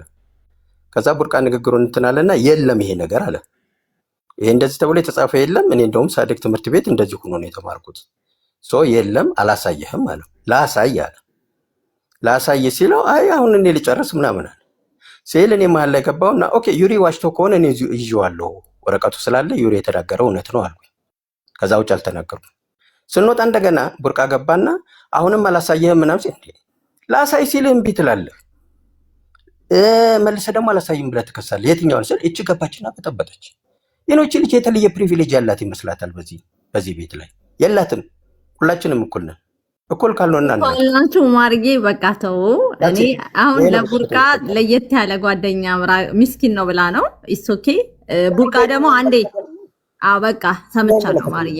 ኢትስ ኦኬ በቃ ሰምቻለሁ። ቡርቃ ደግሞ አንዴ የለም ካልክ ላምጣ ካለ ኤቪደንስ ማለት በኤቪደንሱ መስማማት አለባችሁ። የለመድነው ስለሆነ ችግር የለውም። ፈርስት ኦፍ ኦል ከሱ አይደለም የጀመርኩትኝ እሱ ስለ ጀዋር ከተናገረው ልክ ካልሆነ ነገር እሱ የተናገረውን ጽሁፍ ነው ያመጣውትኝ። ሳመጣ ኢንተርቪው ነው ብሎ ነው ገና ከዛ ስጀምር በኢንተርፌር የጀመረኝ። እኔ እሱ ሲናገር አላስቆምኩኝም። እሱን አይደለም ማንንም ሰው ሲናገር አላስቆምም። ያ ሰው ከተሳሳተ ግን በተራዬ ያ ሰው መሳሳቱን ደግሞ የተሳሳተበትን ነገር አመጣለሁ። ለዛ ነው ተራዬን ጠብቄ የጀዋርን ጽሁፍ እሱ የተናገረውን ይዤ የመጣሁትኝ። ድጋሜ ሌላ ሁለተኛ ሀሳብን መስጠት ስጀምር አስቆመኝ። ያ ነገር ደግሞ ልክ አይደለም። ለምን ረጅም ሰዓት ነው የጠበቅኩትኝ። በተራ እንኳን እየቀደምኩት ነው እድሉን ለሱ የሰጠሽው ማለት ነው።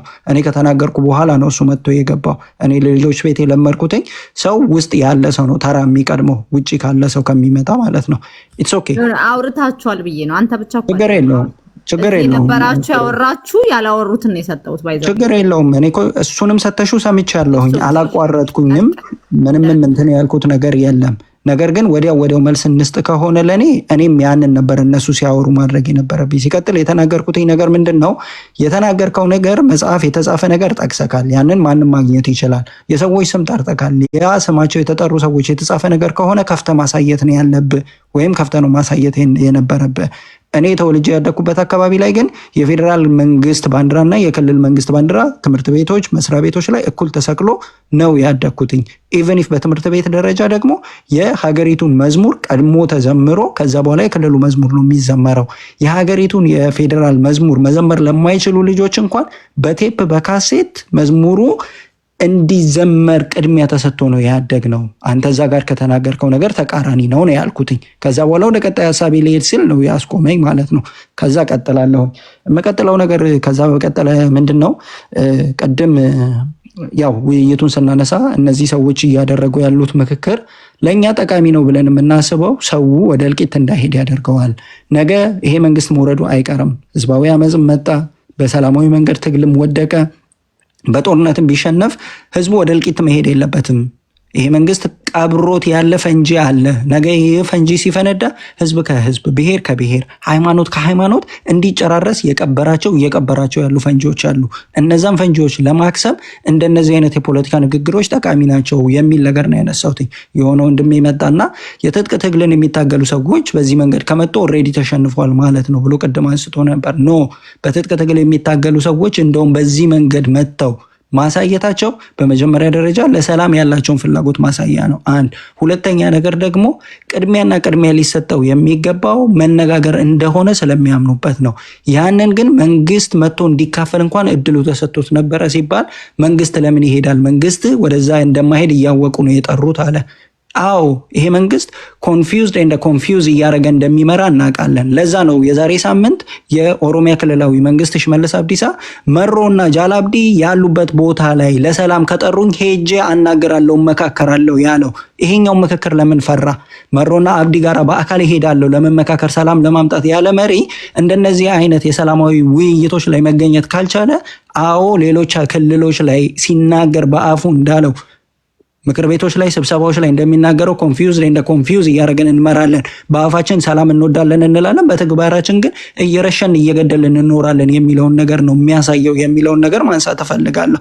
ለሰላም ሀሳብ ካለው ወይንም ፍላጎት ካለው ይህ መንግስት ማንም የትም ቢጠራው ለሰላም ፍቃደኛ ሆኖ ሄዶ መነጋገር ነው ያለበት፣ ሰላም መምጣት ስላለበት ማለት ነው። ያ ካልሆነ ግን አሁንም የሰላም ፍላጎት ኖሯቸው የሚነጋገሩ ሰዎችን እኔ ደግፋለሁ። የመንግስት ተቃውሞ አላቸው። አዎ የተለያየ ሀሳብና ፍላጎት ነው ያላቸው። ያ ሀሳብ እንዴት ነው መጥበብ የሚችለው? በመነጋገር፣ በመጣላት፣ በመተኳኮስ፣ በመገፋፋት ወይም ደግሞ ሩቅ ለሩቅ ሆኖ አንተ እንደዚህ ብለሃል፣ አንቺ እንዲህ ተባብለሻል በማለት አይደለም። የኢትዮጵያ ኤሊቶች ትልቁ ችግር ምንድን ነው? አብረው አንድ ጠረጴዛ ላይ ተቀምጠው ችግራችን ይህ ነው፣ እኛ ይሄን እንፈልጋለን፣ እናንተ ይሄንን አትፈልጉም የሚለው ነገር ላይ መነጋገር አለመቻላቸው ነው። እዛ ነገር ላይ መነጋገር መቻላቸው ለመንግስትና ለመንግስት ደጋፊዎች እንጂ ለተቃዋሚ ኃይሎች ስጋት ሊሆን አይችልም። ዛሬ ላይ የሚጠለፍ ትግል የለም። መንግስት ሁለት ኃይል አለው፣ ሁለት ሰራዊት አለው። የመጀመሪያው ሰራዊት መሳሪያ ታጥቆ ንጹሃንን የሚገድል የሚጨፈጨፍ እስከ ድሮን ድረስ የታጠቀ። ሁለተኛ ሰራዊት አለው መንግስት። የምን ሰራዊት? የሶሻል ሚዲያ ሰራዊት። የሶሻል ሚዲያ ሰራዊቱን የምትመቹ በሶሻል ሚዲያ ሰራዊት ነው። ያንን የሶሻል ሚዲያ ሰራዊት ለመምታት ደግሞ እነዚህ ሰዎች በሶሻል ሚዲያ መምጣታቸው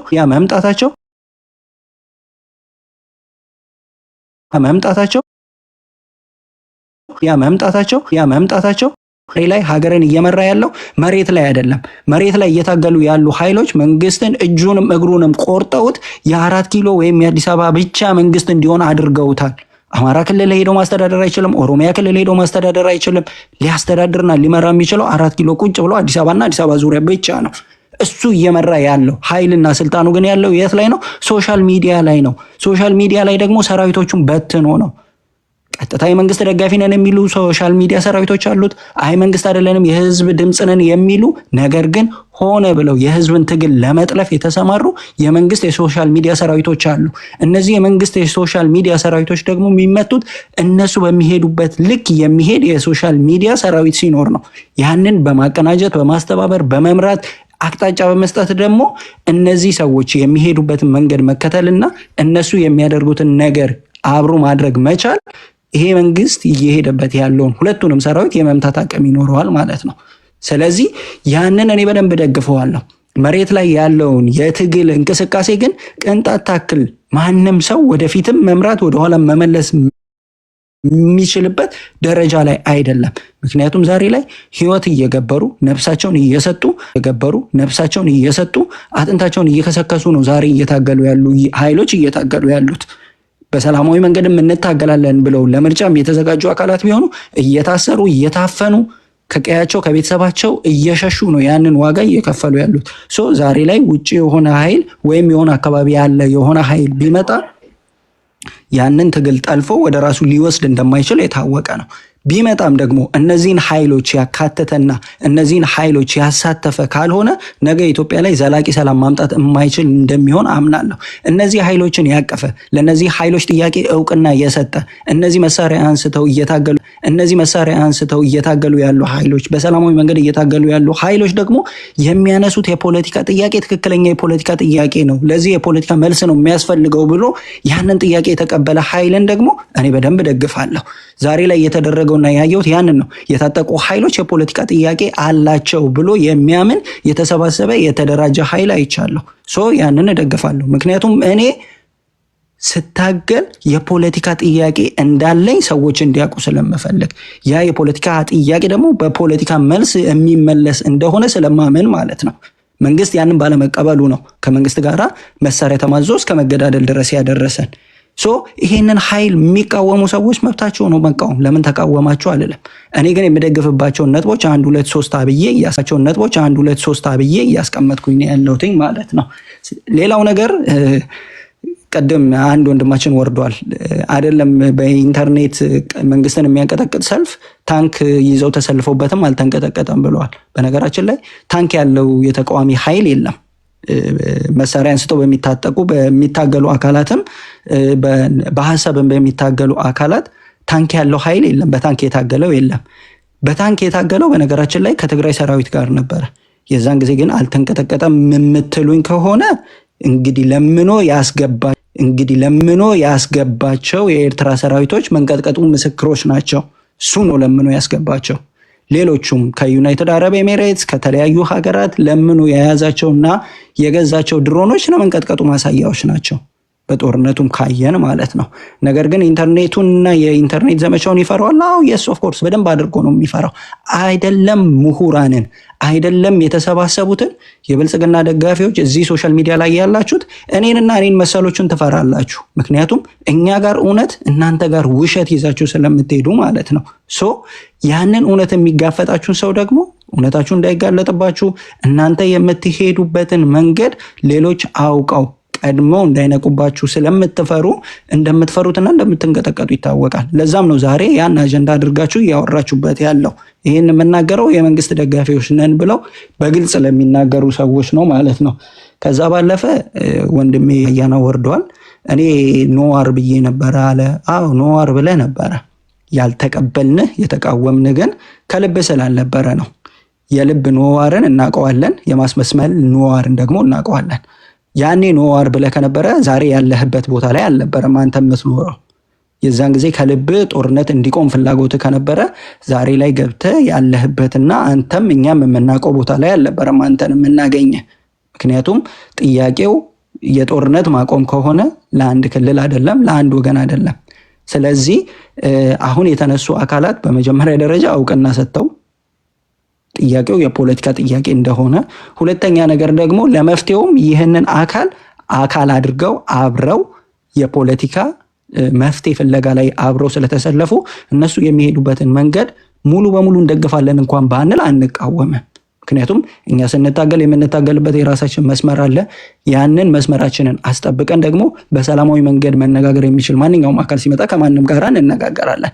ያው መነጋገር ወደ ድርድር ያመራል። ድርድር ወደ ሰጥቶ መቀበል መሪ ይወስዳል። ሰጥቶ መቀበል መሪ ደግሞ ሰላም፣ መረጋጋት ወደ ሰፈነበት ሀገር ይወስዳል ብለን ስለምናምን ማለት ነው። ያንን ነገር ለማድረግ በመጀመሪያ ደረጃ የመነጋገር ልዕልና፣ ሐሳብ፣ ሞራል እንዲሁም ተጠያቂነትን ለማስፈን ከራስ የሚጀምር የፍትህ ስርዓትን የሚቀበል አስተሳሰብ ያስፈልገናል። ያንን ደግሞ እኛም እንታማበት አይደለም። ተጠያቂ ለመሆንም ተጠያቂ የሚሆኑ አካላትም እንዲጠየቁ በመፈለግም ማለት ነው። ስለዚህ እኔ ዛሬ ጥያቄ ሶስታችሁ እንዴት ነው የምትወዳጁት? በምንኛ ነው? ሰማይ ቤት ሄዳችሁ ነው የምትፈራረሙት? እኛ በምድርኛ እኮ ጨነቀን። ከማጋ ኃይል አሁን ፋኖ ኦላ ውሃት እንዴት አድርጋችሁ ነው የምትወዳ? ማለት የእናንተ መቃወም ሳይሆን ተቃውሞ አለ፣ የኢትዮጵያ መንግስት ላይ ተቃውሞ አለ። ኦፍኮርስ 3 ኃይል አለ። ግን እንዴት ነው ክሬዲቢሊቲ የምንሰጠው? ዜጎች አሉ፣ በአይኑ በኩል ያለ ዜጋ ቅድምም ፍናን ያለው ካለው ማለት ነው በምን አይነት ነው ጎላችሁ አንድ የሚሆንልን? የሆነ ምን አይነት ነገር ነው የሚያስተሳስራችሁ?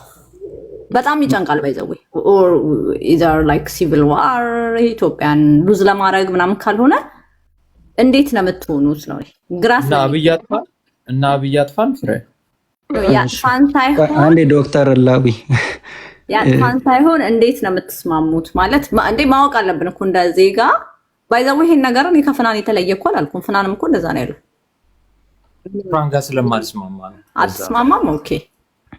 ኦኬ ብርቃ ዶክተር ላዊ በታይምህ እስቲ እንደማትስማማ ታስረዳኛለህ። ግን የብርቃ ቀጥል እስቲ ይሄን እሺ። በመጀመሪያ ደረጃ ሶስት አካላትን ሊያጣላ በተለየ መልኩ ሊያጣላ የሚችልን ነገር ምንድን ነው? አስተሳሰብ ወይም ደግሞ ፍላጎት ነው። ተጣልተን ከሆነም የምንጣላም ከሆነ በአስተሳሰብ ደረጃ ወይም በፍላጎት ደረጃ እኛ በእኛ መንገድ ይሄ መሆን አለበት ብለን የምናስበው ነገር ይኖራል። ሌላውም አካል እንደዛው። ይህንን እኔ አሁን እከሌ ብዬ አላነሳም። ምክንያቱም በተለየ መልኩ እኛ ከከሌ ጋር ጸብነን ብለን የምናነሳው ነገር የለም። ለእኛ አንድና አንዱ ጠላትም ሆነ የምንታገለው ስርዓት ነው። ስርዓት ብለን ደግሞ ስናነሳ ህዝብ ላይ የተጣለ የጭቆና ስርዓት አለ። ያ የጭቆና ስርዓት ደግሞ ኦሮሞና ኦሮሚያ ላይ ብቻም ነው ብለንም ደግሞ አናምንም። ሁሉም አገሪቱ ውስጥ ያሉ ብሔር ብሔረሰቦች ላይ የጭቆና ስርዓት አለ ብለን ነው የምናምነው። ያን የጭቆና ስርዓት ደግሞ ለመጣል ማንኛውም አካል ተበድያለሁ ተጨቁኛለሁ ሲል መስማማት እንችላለን። ስንስማማ ግን ሊያስማማንና ማለት እንድንግባባ የሚያደርገን ነገር ደግሞ ምንድን ነው? እኛ የምናስቀምጣቸው ተጨቁነናል ብለን የምናነሳባቸው ነገሮች አሉ። ህዝብ፣ ቋንቋ፣ መሬት፣ ባህል፣ ታሪክ ብለን በስርዓት የምናስቀምጣቸው ነገሮች። ያንን ነገር የሚቀበል ማንኛውም አካል ከሰማይም ከምድርም ቢመጣ ከነዛ አካላት ጋር ማንነጋገርበት ምክንያት ምንም የለም። ህዝባችን የሚያከብር፣ ቋንቋችን የሚያከብር፣ መሬታችንን የሚያከብር፣ መሬታችንን ስል የኦሮሞ ህዝብ ሰፍሮ ያለበትን ቦታ እኛስ የሌላውን ቋንቋ የምናከብር፣ የሌላውን ማንነት የምናከብር፣ የሌላውን መሬት የምናከብር፣ ከሌላው ጋር አብሮ ለመኖር ለመከባበር የሚያስችሉን የራሳችን የሆነ የማናልፋቸው የማይታለፉብንን ነጥቦች ስንይዝ ማለት ነው። ይሄ ማለት ከትግራይ ጋርም ይሁን ከአማራም ጋር ይሁን ከሲዳማውም ጋር ይሁን ከሶማሌውም ጋር ይሁን ከአፋሩም ጋር ይሁን ከማንኛውም ኃይል ጋር ማለት ነው። አይ ህዝብህን ገድዬ አፈናቅዬ መሬትን ዘርፌ መሬትን ወስጄ ከአንተ ጋር እሰራለሁ እኖራለሁ ካለ ማንም ከማንም ጋር አይኖርም። እኔም እንደዛ ምል ከሆነ እንደዛው። ከዛ ባለፈ አሁን የባንዲራ ጉዳይ፣ የህገ መንግስት ጉዳይ እነዚህ ምንድን ነው? ጀስት ፓርት ኦፍ ዲሞክራሲ አይደለም።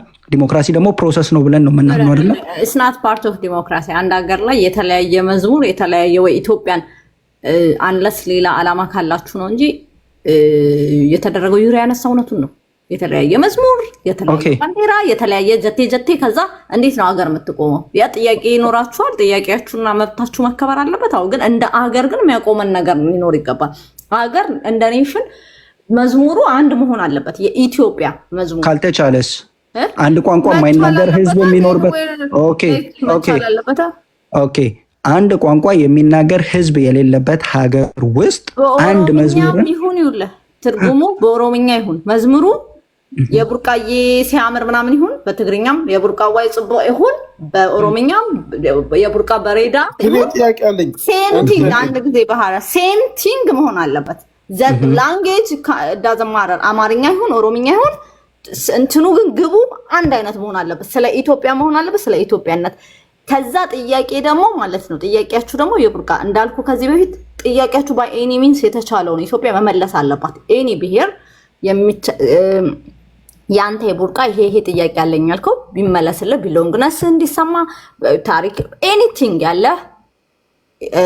አገር መጠይቃትን ፕሮቫይድ ማድረግ አለባት። አንተም ደግሞ የምትጠይቀን ፕሮቫይድ አንተም ደግሞ መስራት አለብህ። ሁለታችሁ ነው ተቀናይታችሁ። አሁን የኢትዮጵያ እኮ ችግር ሆኖ ያለው እናንተ ትፈልጋላችሁ፣ ግን ለኢትዮጵያ ምንም ይደዋና ዱ ናቲንግ እንትን ትሆኑባታላችሁ። ላይክ አላለ ምን ልበልህ ኤቲኤም ማሽን ላይክ ካርድ ከተዝም ብላ ታውጣለን እንጂ እኛም ከዚህ ይጠበቅብናል። ይሄ ደግሞ ለሀገራችን ማለት መሆን አለበት። ግን ካንተ ብቻ ጥያቄ ብቻ አይደለም። የቡርቃን ሀሳብ የህዝብ ጥያቄ መሆን በምን ማወቅ ይቻላል? አንዴ እኔና እሷ ስለሆነ እየተጠያየቅን ያለ ነው። በምንድን ነው የሚታወቀው? ህዝብ ጥያቄ አለው። እሱን ጥያቄ እንዳለው አውቃለሁ። ጥያቄ እኮ በምን ይታወቃል? ለምሳሌ እኔን በምን ሊያስረዳ ይችላል? ስለ ኦሮሞ የተወሰነ አውቃለሁ። ኦሮሞ የሚል ብሔር ስለተሰጠው አሁን ቡርቃ በምን ምክንያት ነው እሱ የህዝብ ተወካይ አውቃለሁ? የተወሰነ አውቃለሁ። ብቻ በራሴ ማውቀው ነገር አለኝ። የቡርቃ የሚነግረኝ ነገር ነው። አሁን እያልኩ ያለሁት ፍርዬ ቡርቃ የሚያነሳቸው ኢንተረስቶች የኦሮሞ ኢንተረስቶች እንደሆኑ በምንድን ነው ልናውቃቸው የምንችለው? አንተ የምታነሳቸውን ኢንተረስቶች ያንተ እንጂ የሌላ ላለመሆናቸው በምንድን ነው ልናውቅ የምንችለው? እኔማ ፕሮሞቲንግ ኢንዲቪጁዋሊዝም እኮ ዳስ ኦፍ ኮርስ ብሔር ወኪ አይደለም የምናገረው። ኖ ብሔርንም አይደለም። አንተ ሀገርን አይደለ ወክለ የምትናገረው? ያ ኢትዮጵያ ምን አገባክ? ዋሪው ኢትዮጵያ ውስጥ ስለሆንኩ ነዋ። ኢትዮጵያዊ ስለሆንክ ስለ ራስ ብቻ ነው ልትናገር የምትችለው እኮ። ስለ ኢትዮጵያ ሀገር እኮ ነው የማወራው። አንተ ኖ ስለ ኢትዮጵያ ሀገር ማውራት አትችልም። ስለ ራስህ ነው ማውራት የምትችለው። ኢትዮጵያ የአንተ ብቻ ሀገር አይደለችም፣ የሁላችን የአንተም ሀገር ናት። ግን አንተ አይመለከትም። ኖ ይኸውልህ አይደለም ሀገር እቤታችን ጎረቤቴ እንኳን ብትሆን አንተ ልታወራ የምትችለው ስለ አንተ ቤት እንጂ ስለ እኔ ቤት ማውራት አትችልም። ስለ ከተማችን ማውራት አትችልም። ስለ ሰፈራችን ማለት ነው። ኖ ድረስ ይመለከተኛል። አንተ ከኢትዮጵያ ገንጥለህ የሆነ ብሔር አንስተ ነው ስለዛ ብሔር ሀሳቡን ጨረሰ። አታቆራርጦ ቡርቃ መመላለሱን ተውና ሀሳብን ለአንድ አድርገህ ጨረሰ አይሻልም? ያው እኮ እኔ እኮ ፍሬ ስለምትለቅብኝ ዝም እላታለሁኝ። እነሱ ናቸው እንጂ የሚገቡት እኔ አልገባም። ታውቃለህ ይሳቆ። ኤኒዌይስ አትጉበት። ኦኬ ጨርስ። እኮ አንቺ ስለጠየቅሽኝ ነው የምነግርሽ። ይኸውልሽ እኔ እኮ አሁን ነገርኩሽ። እኛ እንደ ኤቲኤም ከተን የምንፈልገውን ብቻ እንውሰድ አላልኩሽም እኮ። እኔ የማከብራቸው ማንነቶች ግዴታዎቼ ናቸው። ቋንቋቸውን፣ ባህልን፣ ታሪክን፣ ማንነትን ያዘው ሊከበርልኝ እፈልጋለሁ የሚለውን ነገር ማክበር ግዴታዬ ነው። ለምን አብሬ ለመኖር ከሆነ እኔ እንዲከበርልኝ ደግሞ ስፈልግ እኔም የሚከበርልኝን የምፈልገውን ነገር ያለኝን ነገር አስቀምጣል። ፈርስት ኦፍ ኦል ማወቅ ያለብን ነገር ምን እንደሆነ ታውቃላችሁ? አንድ መሆን ማለት አንድ አይነት መሆን ማለት አይደለም። ሰው አንድ ምግብ አዞ 5-6 አይነት ወጥ አድርጎበት ይበላል። አንድ ምግብ በላው ነው የሚለው። 6 አይነት ወጥ ያለው ምግብ በላው አይልም። እኛ አንድ ምግብ ላይ ወይም አንድ እንጀራ ላይ እንደቀረቡት 6 አይነት ወጦች ነን። የራሳችን ከለር ያለን፣ የራሳችን ጣዕም ያለን፣ የራሳችን የሆነ አሰራር ያለን፣ የራሳችን የሆነ ቴስት የምንደረግ የራሳችን ያለንን። ነገር ግን አንድ እንጀራ ላይ ቀርበናል። የአንድ እንጀራ ላይ መቅረባችን ግን አንድ አይነት ነን ማለት አይደለም። ስንቀርብ አንድ ላይ እንደምናምርና ወይም ቆንጆ እንድንሆን ተፈልጎ ከሆነ ቀዩ ከአልጫው፣ አልጫው ከቀይ ስሩ፣ ቀይ ስሩ ከሱፉ ተከባብሮ ጎን ለጎን እንዲቀመጥ ማድረግ መቻል አለብን። እኔ እያልኩ ያለሁት ያንን ነው። እኔ እኮ አክብሩኝ ብቻ አይደለም ለአክብር ጭምር ነው እያልኩ ያለሁት። ለአክብር ስል ሰዎች የሚፈልጉት ይሄ ነገር ይደረግልኝ ካለ የእኔን ጥቅም የማይነካ እኔ የምፈልገው እኔ የማልጎዳበት ነገር ከሆነ ለማክበር ዝግጁ ነኝ። የእኔን ደግሞ የሚጎዳው ነገር ወይም የምንጎዳበት ደግሞ ብዬ የማነሳቸው ነገሮች ደግሞ ምንድን ነው? ማንነቴ፣ ቋንቋዬ፣ ባህሌ፣ ህዝቤ የሚኖርበት የሰፈረበት ቦታ ብዬ በስርዓት አንስቼ ነው ያለሁት። እነዛ ነገሮች ላይ ደግሞ መነጋገር ካለብን እንነጋገራለን። ስነጋገር እነዚህ ነገሮችን እፈልጋለሁ ብዬ ነው ማነሳው ማለት ነው። ከዛ ባለፈ አንተ የኦሮሞ ህዝብ ማን ወኪል አደረገ ብሎ ሲጀምር ፈርስት ኦፍ ኦል ማንም እኔን የመጠየቅ መብት የለውም። እኔም የኦሮሞን ህዝብ ወክላለሁ ብዬ አልመጣሁኝም። እከሌንም ወክላለሁ ስልም አልሰማችሁም። በሰውነቴ ሰው ነኝ፣ በብሔሬ ኦሮሞ ነኝ፣ በድርጅት ደረጃ የምደግፈው ድርጅት ያለኝ ሰው ነኝ። ሳወራ የእኔን የራሴን ሀሳብ የራሴን ፍላጎት እኔ የምረዳውንና የማስበውን ነገር እናገራለሁ። ሰዎችም ሲናገሩ እንደዛው አድርጌ ነው የምረዳቸው። የመጡበትን ማህበረሰብ አይደለም ቤተሰብን እንኳን ይወክላሉ ብዬ አላስብም። ምክንያቱም ቤተሰብ ውስጥ እንኳን የተለያየ ሀሳብ ስለሚኖር ማለት ነው። ስለዚህ ማንም ኢትዮጵያዊ ሰጪ ኢትዮጵያዊነትን ቀሚ ደግሞ እኛው ውስጥ የለም። ያው ዜግነት ከሆነ ኢትዮጵያዊ ዜጋ ነን። በመወለድ ከሆነ ኢትዮጵያ ውስጥ ተወልደናል። ኢትዮጵያ የምትባለው ሀገር እስቴቷ ላይ ጥያቄ ግን አለን። ከማንም ማለት ማንም ሊኖረው ይችላል፣ እኛም አለን። ይህንን በደንብ ልታውቁት ይገባል። ነገር ግን መንግስትን ስለተቃወምን እናንተ መንግስትን የምትደግፉ ሰዎች ኢትዮጵያዊ ሆናችሁ እኛ መንግስትን የምንቃወም ሰዎች ደግሞ ሌላ ማንነት ልትሰጡን አትችሉም። ይህንን በደንብ ልታውቁት ይገባል። እኛ ኢትዮጵያ እንደ ፍሬ ከሆነች ይኸው መተን እንወያያለን። ኢትዮጵያ እንደ ሌሎች ሰዎች ግን ከሆነች አሁንም ከውጭ ሆነን እንታገላለን። ምን እስክትሆን ፍሬ ለእኛ የሰጠችውን ነፃነት እስክትሰጡን። አዎ ጥያቄ አላችሁ፣ አዎ መከባበር አብረን መኖር እንችላለን ብሎ የሚነሳ ኃይል እስኪፈጠር ድረስ ያንን ደግሞ ትናንት አድርገነዋል። ያንን ነገር ደግሞ ለማሳመን ዋጋ ከፍለንበታል። ዛሬ ዋጋ ተከፍሎ ደግሞ ጥያቄያችን የሚያምን የኤሊትም ይሁን የህዝብም እንትን ፈጥረን ያለ ነው፣ ኢንቫይሮንመንት ፈጥረን ያለ ነው። ስለዚህ ያንን መቀበል መቻል አለባችሁ። ያንን እስካልተቀበላችሁ ድረስ ዛሬ ያለው የኦሮሞ ወጣት ቢያልቅ እንኳን የልጅ ልጁ ነገ ደግሞ የሚጠይቅ ጀነሬሽን ያለው። አይ ቲንክ ፍሬ ይሄን ያህል ካልኩኝ ይበቃል። አመሰግናለሁ። ይቻላል ፍሬ የኔ ጥያቄ ማለት ፍሬ በየተራ እናውራ ፕሊዝ። በጣም ብዙ ሰው ተሳሳትኩ። የኦሮሞ ነፃነት ግንባር ነህ አም ሶሪ ካልሆንክ ደግሞ ኤኒዌይስ፣ ግን ምን ያህል ጊዜ ታግለዋል የኦሮሞ ነፃነት ግንባር? እስካሁን ለህብረተሰቡ ያመጣለት ነገር ምን አለ? እሷን ነበር ልጠይቅ የፈለኩት። ኦኬ በመጀመሪያ ደረጃ ውጭ እኮ ነው ጋይስ፣ ይህን እኮ ሌላ ጊዜ ማውራት ትችል። አሁን እኔ ስጠየቅ ዝም ያለ ሰው ስመልስ ዝም ማለት አለበት። ፍሬ ፌር እንዲሆን ሲጠይቅ ዝም ያላችሁ ሰዎች አማራ ዛሬ ፕሊስ ይቅርታ፣ በአንድ ደቂቃ አጠራጠራ ገመልሰው በጣም ሰፊ አጀንዳ ነው። አንደኛ ባህረ ራሱ ያልተነሳ ከአጀንዳ ውጭ የሆነ ጥያቄ ነው የጠየቀው። አንዴ አማራ ዛሬ ከጠየቀ በኋላ ከተነሳ ከምናምን አይባልም። አንድ ደቂቃ ብቻ ይጠቅልልነት። በመጀመሪያ ደረጃ የኦሮሞ ነፃነት ግንባር ደጋፊ ነኝ። ደረቴን ነፍቼ ነው የምናገረው። ደረት የሚያስነፋ ድርጅት ስለሆነ ዋጋ ለህዝብ የከፈለ ህዝብን ያነቃ ህዝብን ያደራጀ ለህዝቡ ማንነት የቆመ ድርጅት ደጋፊ ስለሆንኩኝ ማለት ነው። ስንት ዓመት ታገለ ካልከኝ ረጅም ዓመት ታግሏል። ምን ጥቅም አመጣ ለኦሮሞ ህዝብ ካልከኝ የኦሮሞ ህዝብ በቋንቋው እንዲማር፣ የኦሮሞ ህዝብ ባህል እንዲከበር፣ ኦሮሞ ማንነቱ እንዲከበር፣ ኦሮሞና ኦሮሚያ የሚባል ህዝብንና ምድርን ለዓለም ለህዝብ ያስተዋወቀ ድርጅት። ከዛም ባልፎ ደግሞ ዛሬ ላይ ቁቤ ጀነሬሽን የሚባል መብቱን የሚያውቅ መብቱን የሚጠይቅ መብቱን የሚያስከብር ትውልድን የቀረጸ ድርጅት። የዚህ ድርጅት ደጋፊ ነኝ። አመሰግናለሁ። ሽፍትነት ያስቀጠለ ብለህ ባጭሩ ብትመልስልኝ ግን ይሻላል። ታንኪዩ። እኔ አማራ ዛሬ አንድ ደቂቃ ተኩል አበድረን ማስረጃውን ላሳያቸውና ቢኮዝ ሌላ ማውራው የለኝም ለማስረጃው ብዬ የረጅም ሰዓት መጠበቅ የለብኝ። ፍሬ ታተልቂዋለሽ ስክሪኑ ሞር የቡርቃ እሱ ማለት ነው። ህወሓትንም ሻቢያንም ሞር በደንብ ተለቅ አድርጊው ከቻልሽ እንዲታያቸው ለአንድ ደቂቃ ተኩል።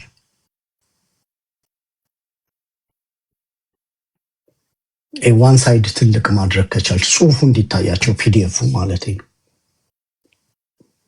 ዩሪ እኔ ቅድምም ልል ነበር፣ እኔ ጋር ሊንኩም አለ፣ ሊንኩ መላክ እችላለሁ። ግን ሁለት ሰነድ ነው ያለው። የትኛውን ሰነድ እያልክ እንደሆነ ግልጽ ብታደርገው። በነገራችን ላይ ደግሞ ፕሪያምብሉ ላሳያቸው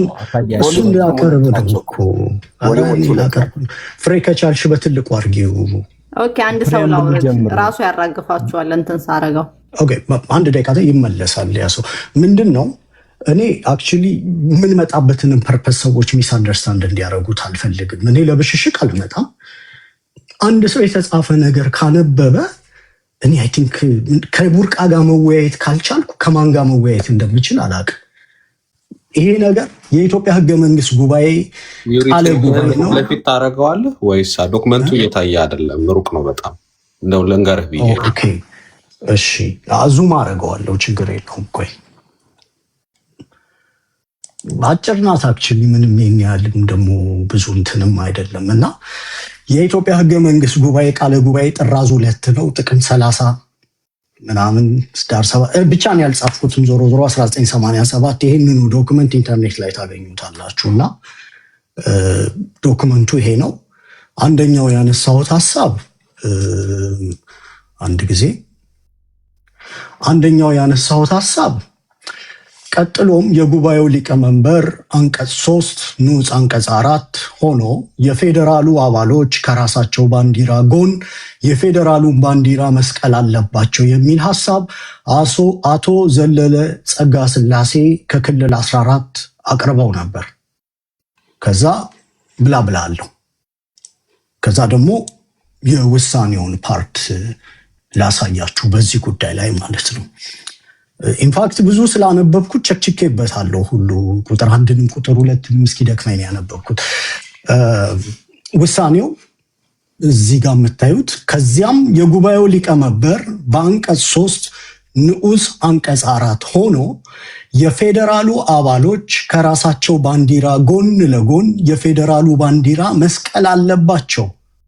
አንደር ኮቴሽን ያደረገው በአንቀጽ 3 ንዑስ ቁጥር 4 ሆኖ እንዲገባ የሚለውን ያቶ ዘለለውን የክልል 14 ወኪሉን ሐሳብ ለድምፅ አቅርበውት በ5 ድጋፍ በ517 ተቃውሞ እና በ8 ድምፅ ታቅቦ ተመዝግቦ ተቀባይነት ሳያገኝ ቀረ ይላል።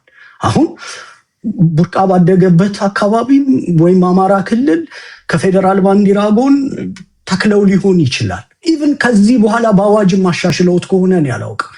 ይሄ ግን ቃለ ጉባኤ ነው።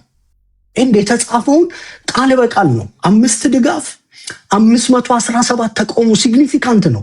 እኔን ያሳዘነኝ ምንድን ነው እነዚህ ሰዎች የሀገር ዕጣ ፈንታ ሊወስኑ የተቀመጡት ሰዎች የፌዴራል ባንዲራ ከክልሎች ጎን ለጎን መቆም የለበትም ብለው ተቃውሞው መብለጡ አይደለም 517 ለ5 መሆኑ ምን አይነት እብደት ላይ ነበር የሚለው ለኔ ስለገረመኝ በንግግሬ መሃል አጋራዋችሁ። ወንጀል ከሆነ ያው ይቅርታ አላለሁ። ሌላም ጊዜ ለብሽሽቅ ስለማልመጣ አላውቅም። እንግዲህ ወይ ውይይቶች ላይ ወይ መሳተፍ ማቆም አለብን። እሺ ደግሞ ሌላኛው ላምበው ተፈጻሚ ሆኗል። ዩሪ እሱ ነው እኮ ማተር የሚያደርገው ቃለ ጉባኤውን ይኸውልህ፣ እኔ ቃለ ጉባኤ ተፈጻሚ ነው አይደል? አሁን እኮ አንኮንስቲቱሽናል የሆነ ነገር ሊያደርጉ ይችላል። ያደረጉት ዶክተር ህላዊ ቆይ ቃለ ጉባኤን ያነበብኩት በቃ እኔን እኮ መከራከር የለብም። አሁን ይሄንን አብይን ስታገኘው ወይ አቦይ ስብዓትን ስታገኘው ነው መከራከር ያለብን። መቼ ነው የመቼ ዓመተ ምህረት ነው ያልከው ዩሪ? ይኸው ህገ መንግስቱን ለማጽደቅ የተሰበሰበው ቃለ ጉባኤ ነው። የኢትዮጵያ ህገ መንግስት ጉባኤ ቃለ ጉባኤ ጥራዝ 2 አብሽር። እሺ በቃ ዩሪማን አማራ ዛሬ ኦኬ ቆይ ሁለተኛውን ላብራራው። ለቲንጊዝ እኔ ምንድን ነው ንግግሮቼ መሃል ብዙ ጊዜ ንባቤን አካትታለሁ። በሶርስ ነው የማወራው። አይ ቲንክ አብዛኞቻችንም ያው ተመጣጣኝ እውቀት አለን። ዶክመንቱን ሄዶ አይቶ ወይ ኮንቴክስቱን ስተህዋል ክርክር ልስማማ እችላለሁ። ወይ ህገ መንግስቱን ጥሰውም የፈጸሙት ሊሆን ይችላል። እነዚህ እኮ ቀውስ ናቸው። እያደረጉ ያሉትንም ላይገባቸው ይችላል እኮ። እነዚህ እኮ 517 ወኪሎች የተባሉት ንባባቸው፣ የፖለቲካ ዝግጅታቸው፣ በወቅቱ የነበራቸው ቁጭት ምናምን የምናውቀው ነገር የለም። በሀገር ዕጣ ፈንታ ላይ ሲወስኑ ግን ኮሌክቲቭ እብደት ነበር ብዬ አስባለሁ። ቢያንስ በ50 ሲደመር 1 ልጥለው ትችላለህ። የፌዴራል ባንዲራ ጨርቅ ነው። እኔ እግዚአብሔርን ለምን እንደሆነ ታውቃለህ? እንደዛ ምል ተግባራዊ ካልተደረገ ባህር እኮ ዶክመንቱን ሰው እንዲያነብ ዋትስ ዘ ፖይንት? ተግባራዊ ለምንድን ነው የምታሳንሱት? ስክሪኑን በዚህ ቤት ለብሽሽቅ ነው እንደ ቤት የምትከፍቱት እኮ አይደለም። እንደዛ ስላልክ ነው እንጂ የአብዛኛው ሰው ጥያቄ የገቡት ሰዎች ኤቪደንስ አቅርብ ነው እንጂ ይሄ ነገር እንዳለ እሺ፣ ይኸውልህ ቃለ ጉባኤው ላይ የምትፈልገው ነገር በሙሉ ቁጭ ብሎልሃል። ለምሳሌ ኤቪደንስ የለም አላልኩም። ዩሪ ስማኝ፣ እኔ ስላልነበርኩ አንዴ የለም ነው ያለ። አንዴ አዳምጠኝ። አንዴ ለምን አታዳምጠኝ? እሺ ቢትዊን ቡርቃ ኤንድ ዩሪ ነው አይደል? እነሱ ይጨርሱ ነው። የኔም ጥያቄ ስለነበር ነው። እኔ ከስር ኮሜንቱን የጻፍኩት እኮ መጀመሪያ እኔን አይቶ ነው እኮ። አይ አንተን አይደለም ያየሁት፣ ግን ቀጥል። ኢትስ ኦኬ፣ አይጎረበጠኝም። እኔ ኤቪደንስ አይደለም ያልኩት። ይሄ ነገር አሁን ቡርቃ ያለህ ነገር ትክክል ነው። በየክልሉ ብትሄድ ጎንና ጎን ነበር፣ በጦርነት መሃል ጎንና ጎን ነበር ትግራይ ክልል። እሱንም እኔማ ያለው ሽመልስ ኢንተርቪው ሲደረግ እኮ ለምንድን ነው የኔ ጥያቄ ምን መሰለህ? ለምንድን ነው ተግባራዊ ያልሆነው? እኔ ምን አውቃለሁ? አቦይ ስብዓትን ስታገኛቸው ጠይቃቸው። እንደዛ ፖይንቴ ምንድን ነው? የሀገር ዕጣ ፈንታ ላይ የወሰኑ 517 ደደቦች የሚሰሩትን እንኳን አያውቁም። ይሄኛው ትውልድ መማር አለበት ነው። ሊሆን ይችላል፣ ደደቦች ሊሆን ይችላል። የነሱ ኦኬ፣ ታዲያ ምን ላድርግ? እኔ አሁን አንድ ሶርስ ነው ያመጣው ፖይንቱን። እኔ ኢትዮጵያ ፈረሰች መቻልኩ እንደሱ አይነት ቃል ተጠቀምኩ እንዴ? ሪፈረንስ እንድታሳይ ነው እያለ ያለው እኮ ይኸውልህ። ቆይ አንድ አማራ ዛሬ ዩሪ እያለ ያለው መነሻ ሀሳብ ላይ አሁን ላይ የተሰበሰቡን ልደቱ ልክ እንደዚህ ያኔዎቹ በሀገር ጉዳይ ላይ መስማማት ሳይችሉ ነገር ግን ልክ እንደተስማሙ ሆነው የተቀመጡ አካላት ልክ እንደዛ ናቸው ብሎ ነው እያሳየ ያለው። ደሴንቲንግ ኤርትራን ሲያስገነጥሉ አይደለም ያደረግና አሁን ይኸውልህ ኤርትራን ሲያስገነጥሉ ፕሮፌሰር አስራት መጨረሻው ረድፍ ላይ ቁጭ ብለው አንድ ተቃዋሚ በአንድ ድምፅ ተቃውሞ ነው ያጸደቁት። ከምናምን ዓመት በኋላ ደግሞ ኤርትራን ካላስመለስን ካልሞትን ብለው ይኸው እያበዱ ነው ሰዎቹ። ያነሳሁት እንቀጥላለን። አማራ ዛሬ አይ ቆይ አልጨረስኩም፣ ሁለተኛውንም አሳያለሁ። ያነሳሁት ምንድነው 30 ደቂቃ ኮራ ፕሊዝ ማን እዲኒ ለበሽሽት ነው እንደምትመጡ ዳክተር ላይ ተረጋጋ እንጂ ይጨርስና በቃ አንዴ ላንድ አርግ አሳጥረውና ላንድ አርገውና ሌሎቻችንም ነው ከእናንተ ጋር ማውራት ካልተቻለ ከየትኛው ጄኔሬሽን ጋር ማውራት እንደሚቻል አልገባኝ። የተጻፈ ነገር አለ ልክ ነው ብለህ ይኸውላችሁ አብዛኞቻችሁ አባቶቻችሁ የቀረጹትን አይዲዮሎጂ ልክ ነው ብላችሁ መከራከር ስለምትፈልጉ ታክቲካል ሰፖርት ነው ይገባኛል እኮ። በዚህ ዶክመንት የሚከሰሰው ወይ ህወሓት ነው ብለህ ነው ወይ ምናምን ብለህ ነው እኮ። ዶክመንቱ ግን ተጽፏል በቃ ፐብሊክ ሪሌሽን ሶ ሁለተኛው ለምን ራሱ የምታረው አሚን የመሰለኝ ነው። ይቅርታ ካልሆነ ይቅርታ ጠይቃለሁ። እሺ እኔ ዞሮ አሁን ያወራሁትኝ ኦፒኒየን አይደለም ጥራዝ ነው። ዩሪ ታደሰ አልጻፈውም። የጻፉትን ሰዎች ሄዳችሁ መጠየቅ ነው። መጻፉ ግን ወይ ልክ ነው ብሎ መከራከር ነው ኮንሴፕቱ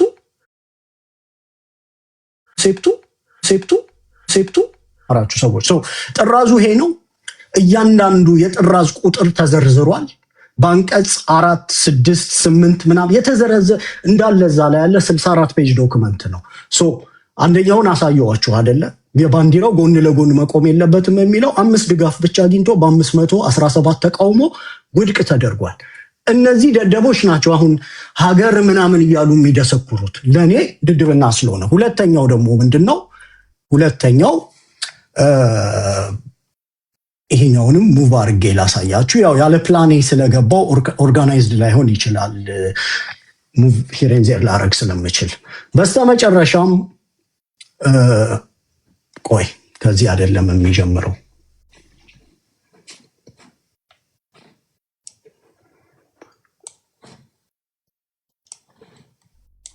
አትሊስት ኦዲየንሱ ዶክመንቱ እንዳለ ኢንፎርምድ ሆኖ እንዲወጣ ነው። ቀጥሎም አቶ ዮሐንስ አሰፋ ክልል 14 የመጡ አንቀጽ 4 የኢትዮጵያ ብሔራዊ መዝሙር የህገ መንግስቱን ዓላማዎች የኢትዮጵያ ህዝቦች በዲሞክራሲ ስርዓት አብረው መኖር ያላቸውን እምነት እንዲሁም አንድነታቸውን አስምሩበት ጀግንነታቸውን የሚያንጸባርቅ ሆኖ በህግ ይወሰናል። አንደር ኮቴሽን ጉባኤው የመዝሙርን ግጥምና ዜማ ሊያወጣ ስለማይችል የቋሚው መንግስት የህዝብ ተወካዮች ምክር ቤት እንዲያስፈጽሙ የሚል ማሻሻያ ሐሳብ አቀረቡ ይላል። ከዚያም የጉባኤው ሊቀመንበር 4 ሐሳቦች በአንቀጽ 4 ላይ እንደተነሱ እነዚህም አንድነት የሚል ቃል ይታከልበት። ቀጥሎ አንቀጽ ህግ አውጪ አካል በግልጽ ይቀመጥ ምናምን፣ ግን በቃ አንደኛው አንድነት የሚል ቃል ይታከልበት የሚል ለሞሽን ቀረበ። ኤንድ ውሳኔው ምንድን ነበረ የሚለውን ደግሞ ላሳያችሁና አላብቃ። ውሳኔው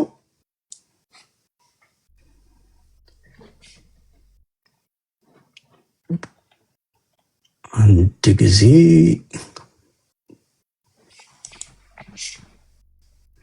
ኦኬ። በመጨረሻም ይታያችኋል ስማይል እያደረግኩበት ማለት ነው። በመጨረሻም ከዛ በፊት ቀጥሎም ከዮሐንስ በኋላ ዶክተር አብዱል መጂድ ሁሴን አወሩ። ቀጥሎም ዶክተር አብዱል መጂድ ሁሴን ከክልል 5 አንቀጽ 4 በረቂቅ ህገ መንግስቱ በተቀመጠው መልኩ ድምፅ እንዲሰጥበት የውሳኔ ሐሳብ አቅርበው አንድነት የሚለው ቃል ይግባ ያሉት የጉባኤ አባል አብሮ በኖር በሚለው ስለሚካተት ከዚህ አኳያ አስተያየት እንዲሰጡበት አሳሰቡ ይልና ቀጥሎ መጨረሻ ላይ ውሳኔው ላይ በመጨረሻም ዶክተር አብዱል መጂድ ሁሴን ያቀረቡት የውሳኔ ሐሳብ ለድምፅ ይቅረብ የሚለውን አብዛኛው የጉባኤ አባል ስለደገፈ የነ ዮሐንስ ስላልተደገፈ ማለት ነው። በሌላ አባባል ለድምፅ ቀርቦ አንቀጽ 4 በቀረበው መልኩ እንዳለ እንቀበለው፣ አንድነት የሚባለው ቃል ሳይገባ እንቀበለው ማለት ነው የሚለው በ515 ድጋፍ በ3 ተቃውሞና በ10 ድምፅ ታቅቦ ተመዝግቦ አንቀጽ 4 በረቂቅ ህገ መንግስቱ ላይ በተቀመጠው መልኩ ማለትም አንድነት የሚባል ቃል ሳይገባበት በዛ መልኩ ተቀባይነት አግኝቶ ጉባኤው የዕለቱን ውይይት ከቀኑ 7:35 ላይ አጠናቀቀ ይላል። ይህንን ያቀረብኩት የተጻፈ ነገር ነው ያቀረብኩት። እኔ ሀገር ለመገንባት ሞራሊ 515 ሰዎች አንድነት የሚባል ቃል በመዝሙር ውስጥ መግባት የለበትም ማለታቸው ሞራሊ ሮንግ ነው። በኋላ ግን ቆመናል ለአንድነት ምናምን የሚል ቃል ከተውበታል። አዎ ከተውበታል። ስንዘምረውን ያደግነው አይደለ? እኛም ስለምናውቀው በቃል ያውቀዋለሁ መዝሙሩን። በነገራችን ላይ በዚሁ ትውልድ ስላደግኩኝ 515 ሰዎች ግን አብሮ ለመኖር እንጂ አንድነት የሚባል ቃልን የተጸየፉበት የሞራል ኮንሴፕት ስላልገባኝ ለውይይት አመጣሁትና ዶክመንቱን እኔ የፈጠርኩት አስመስሎ ዲስከስ ማድረጉ ስህተት ነው። አይ ግን ልክ ናቸው ብሎ መከራከር ደግሞ ይቻላል። ያው የተለመደው ይቅርታ፣ ያው ሌላም ጊዜ በዛ መልኩ ተረዱኝ። እኔ ለብሽሽቅ አልመጣም ለማለት ነው። አመሰግናለሁ። መልካም ቀን ይሁንላችሁ። ቴንክ ዩ አማራ። ዛሬ ዩሪ እንደዛ ነገር ደግሞ የለም። መነጋገርና መከራከር እኮ ያለ ነው። በቃ አይ ክርክር ሳይሆን ፍሬ ምን መሰለኝ ይሰለቻል። ይሄ ለምሳሌ የተጻፈን ነገር ምናምን ኦዲየንስ ለማጭበርበር ምናምን ከሆነ በተለይ ያውቃሉ የምትያቸው ያነበቡ ምናምን ከሆኑ ኦኬ፣ ጽሁፉን አገላብጠን እስኪ በሚቀጥለው እንከራከር። ኢንፋክት ቅጽ 1 ቅጽ 2 ቅጽ 3 ምናምንን መከራከር ሁሉ አለብን እኮ እንደዚህ ትውልድ ሰዎች። ወዚት ራይት እኔ እንዳለ ዶክመንቱን ብታነቡት አማራን የተቀጠቀጠበት ቃለ ጉባኤው ላይ ብዙ ጊዜ ኦማራውን በዚህ ላይ ስማማ ይችላል። እሱ ሞር ፍሌክሲብል ሆነን እንድናይ ነገሮችን ኦማር ፑሽ ያደርገናል። ቢተርነስ ነው የሚሰማኝ ይህን ዶክመንት ሳነበው። ግን ለሁሉም የሚሆን የተጻፈን ነገር 500 ምናምን ሰው ተቃወመው ምናምን ያልኩትን አጣጥሎ እንዳልተጻፈ ለኦዲየንስ ማቅረብ ሞራሊ ሮንግ ስለሆነ ነው። ኤኒዌይስ ጨርሻለሁ። በቃ ቴንክ ዩ ፍሬሺ፣ አመሰግናለሁ ለተሰጠኝ። አማራ ዛሬ ልጠይቅ ፍሬሺ፣ ይቅርታ አማራ ዛሬ ከአንተ ቀጥሎ እኔ ነኝ። 1-2 ደቂቃ ብትሰጠኝ እኔንም ጨምረ ማየት ትችላለህ። ዩሪ ባለው ላይ ኮመንት ብጨምር ፕሊዝ። ተራው ያንተ ስለሆነ ያው ጭቁና 2 ደቂቃ ማለት አክቹአሊ የኔንም ተወስዳለህ። ዞሮ ዞሮ ከዚህ በኋላ አላወራም። የእንትኑ ላይ ዩሪ እንደገና የእንትኑ ላይ ያንተ እንትን ልክ አይደለም ይመስለኛል። አይዶን እንደ እኔም ጋር ቃለ ጉባኤው አለ ምንድነው የሚባለው የብሔራዊ መዝሙሩ ላይ አንቀጹንም ስታየው የብሔራዊ መዝሙሩ አንድነትን አስገብቷል። ራሱ ህገ መንግስቱ ራሱ አንድነትን ይጨምራል። አይ ቲንክ አንድ ይሁን በሚለው ቮት ያደረጉ ይመስለኛል። ምክንያቱም አንቀጹን ስታየው እንትን ስህተት እንዳይኖረው ብዬ ነው። አንቀጽ ማነው እንትን ላይ እንትኑን ማግኘት አልቻልኩኝም።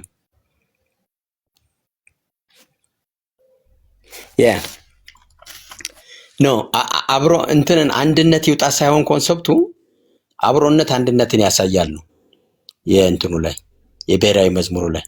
በሚያስቅ ሁኔታ ግን ብሔራዊ መዝሙሩ ላይ አንድነት አያስፈልግም ያሉ ሰዎች ሰንደቅ ዓላማው ላይ ግን አንድነትን አስገብተዋል።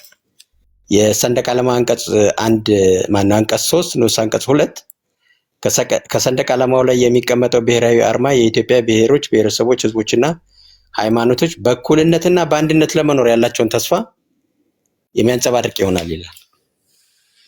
ለሰንደቅ ዓላማው አንድነትን ፈቅደዋል ሰዎቹ። ሃው ፈን ኢዝ ዌር ነው ይሄን የምናገረው። ለሰንደቅ ዓላማው አንድነትን ፈቅደዋል። መዝሙሩ ላይ ግን አንድነት የሚባል ቃል አይገባ ነው የሚሉት። ኢን ኢፌክት አንድነትን ፈቅደዋል። ሌላው ሰንደቅ ዓላማው ላይም ሌላ ህግም አልወጣም። አክቹአሊ እንደተባለው ዝም ብሎ በአሰራር በየክልሎቹ ሁለቱም ሰንደቅ ዓላማዎች ይቀመጣሉ። የተቃወሙት ሰዎች እንትኑ ባይፋር ቁጥሩ በጣም የሚያስደነግጥ ቢሆንም ልክ ሰውየው እኛም ስንሰማ ደንግጠናል እንዳለው እኔ ይህን ሳነብ በጣም ነው የደነገጥኩት። ያስደነገጠኝ ግን ቁጥሩ ነው፣ የተቃዋሚው ቁጥር 51 ለ48 ቢሆን አይገርመኝም። የነበረው ግን ምን ያክል ወደ አንድ ላለመምጣት አብሮ ያለመኖር ስሜት የመኖሩ በህዝቡ ማለት አይደለም፣ አትሊስት በዚህ በኮንቬንሽን አባሎቹ መካከል የነበረው ስሜት ያስደነግጣል። ግን አንዱ ሰውዬ ለምሳሌ ይሄ እንትኑ እንዳይገባ እንትን ሲሉ ያሉት የእንትኑ ጠፋኝ እንጂ አሁን አውጥቼው ነበር። ሰንደቅ ዓላማው እንደዛ ሆኖ ባይቀመጥ የሚከለክል ነገር የለም። ላንበው ቃል በቃል። በሌላ በኩል የውሳኔ ሀሳቡን በመቃወም አንድ የጉባኤ አባል በሰጡት አስተያየት አንቀጽ 3 ንዑስ አንቀጽ 4 ሆኖ እንዲገባ የተባለው ሀሳብ የሰንደቅ ዓላማውን አሰቃቀል አጠቃቀም በተመለከተ ሌላ ዝርዝር ህግ እንደሚያስፈልገው፣ ለምሳሌም የክልሎች ባንዲራ ከፍ ይበል፣ በቀኝ ይሁን በግራ የሚሉት በህግ መውጣት እንዳለባቸው ገልጸው ያጸደቅነው ሰንደቅ ዓላማ በመላ ሀገሪቱ የሚውለበለብ መሆኑን ግን ከአንቀጹ መንፈስ መረዳት ስለሚቻል ሌላ ተጨማሪ ንዑስ አንቀጽ ማስገባት እንደማያስፈልግ አስገንዝበዋል ይላል። የነበረው መንፈስ ምንድነው? ሁለቱም አይውለብለቡ ሳይሆን ዝርዝር ህጎች ያስፈልጋሉ። ይሄኛውም ቢሆን የሚከለክል አይደለም ነው። ቱ ዛት ኤክስተንት ሜንዳንቲንግ ሆነው ቱ ዛት ኤክስተንት ስክሩቲኒ ውስጥ ገብተው ሰንደቅ ዓላማን ያውም አንድነት እንግዲህ ህገ መንግስት አንድ ለማድረግ ነው አንድነትን የሚፈልግ ቬንቸር ውስጥ ገብተው ሁለት ሰንደቅ ዓላማዎችን ማውለብለብ እንደ ትልቅ ጉዳይ ቆጥረው ነበር የሚወያዩበት። ያ የነበረውን ስሜት የሚያሳይ ነው። እኔ እነዚህ የእንትኑ የቃለ ጉባኤዎችን ስታነቡ ብዙ የሚያስደነግጧችሁ ነገሮች ነበሩ። እንደዚህ ነበር ነው ወይ ነው የምትሉት? ማታውቁትን ማህበረሰብ ነው የሚያሳያችሁ። ልቦለድ ነው የሚመስሉ አንዳንዶቹ ክርክሮች። እኔ አይሆፕ እንደውም እዚህ ቃለ ጉባኤ ላይ የተጻፉ ነገሮች ህገ መንግስቱ ላይ ኢንተርፕሬትድ አይሆኑም ብዬ ተስፋ አድርጋለሁ። እሱ ምክንያቱም አለ ሜካኒዝሙ አለ ብዬ ስለማስብ፣ ግን ብዙዎቹም ህገ መንግስት አንቀጾች ያንን ሪፍሌክት አያደርጉም እንጂ ይሄ ቃለ ጉባኤ ህገ መንግስት ነው ተብሎ ቢታሰብ አገር የሚያጠፋ ነው። አብረን መኖር የምንችልበት ሁኔታ ያለ አይመስለኝም። ታንኪዩ አማራ፣ ዛሬ እድሉን ስለሰጠኝ። የኔንም እድል ይዘህ መጠቀም ትችላለህ።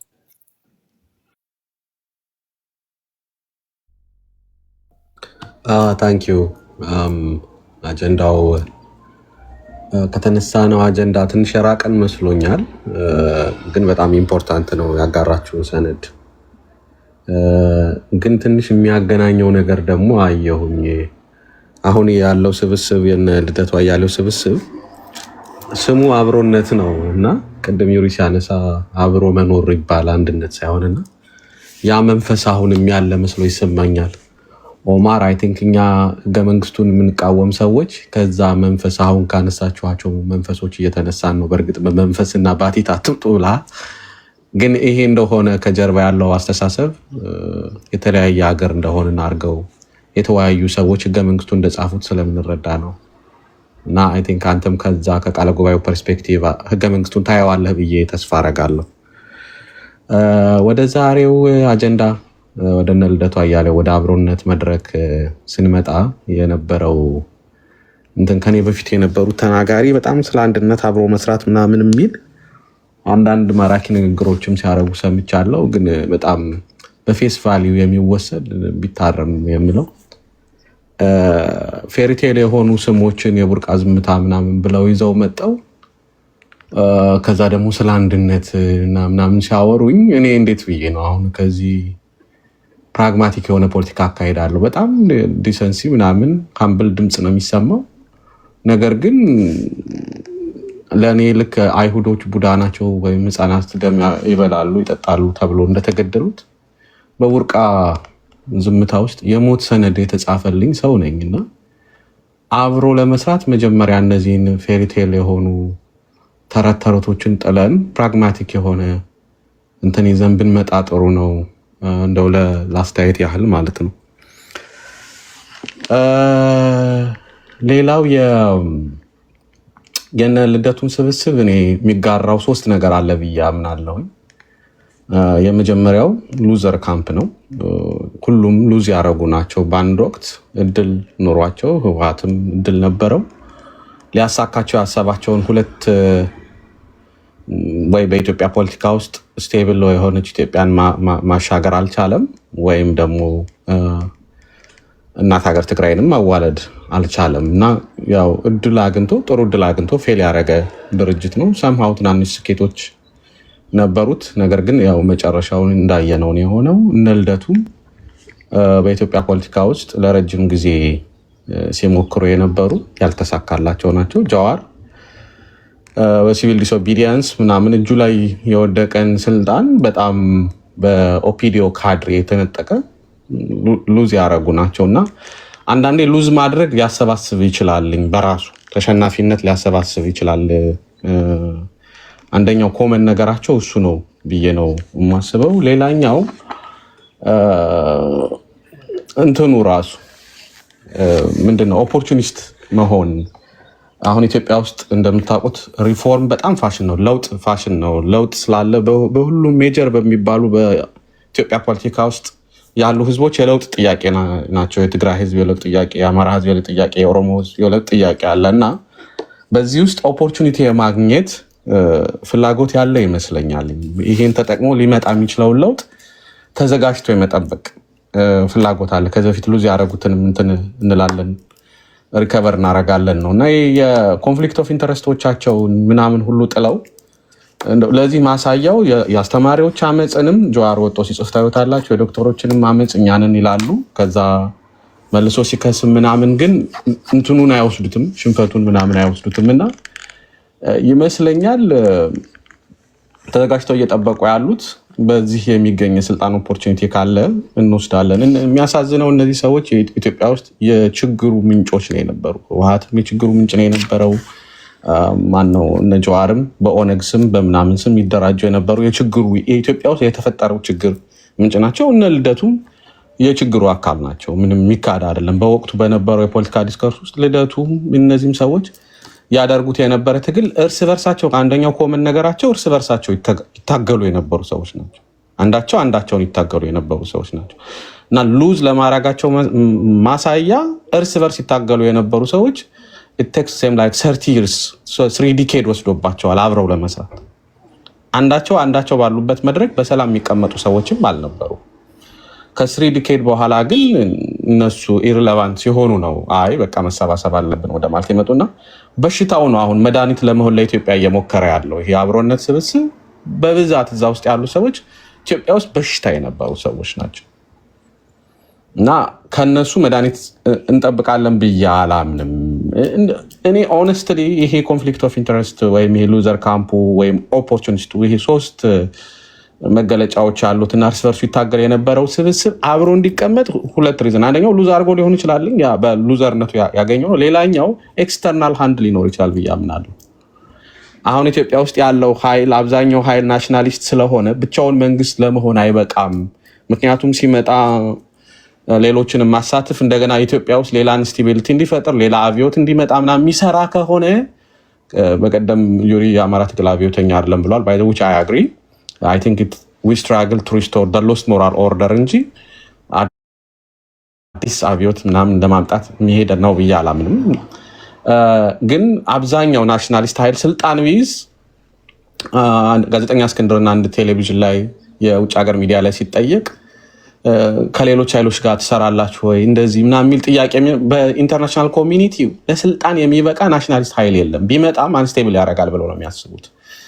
እነ ልደቱ እየተዘጋጁ ያሉ የሚመስለኝ ኮመን የሆነ ለስልጣን ብቁ የሆነ የሚያሟላ ክራይቴሪያው ሜጀር ከሚባሉ የፖለቲካ ስብስቦች ወይም ኢሊት ግሩፕስ የተሰባሰቡ ሆኖ መታየት ነው እና የዚህም ሲቪል የዚህ ዲስኦቢዲየንስ በኢንተርኔት የሚያሳዩት ዲስኦቢዲየንስ ወይም የህዝባዊ አመፅ ምናምን በኢንተርኔት የሚታየው ለኢትዮጵያ ህዝብ ነው ብዬ አላምንም። ለኢንተርናሽናል ኮሚኒቲ ድጋፍ አለን ነው።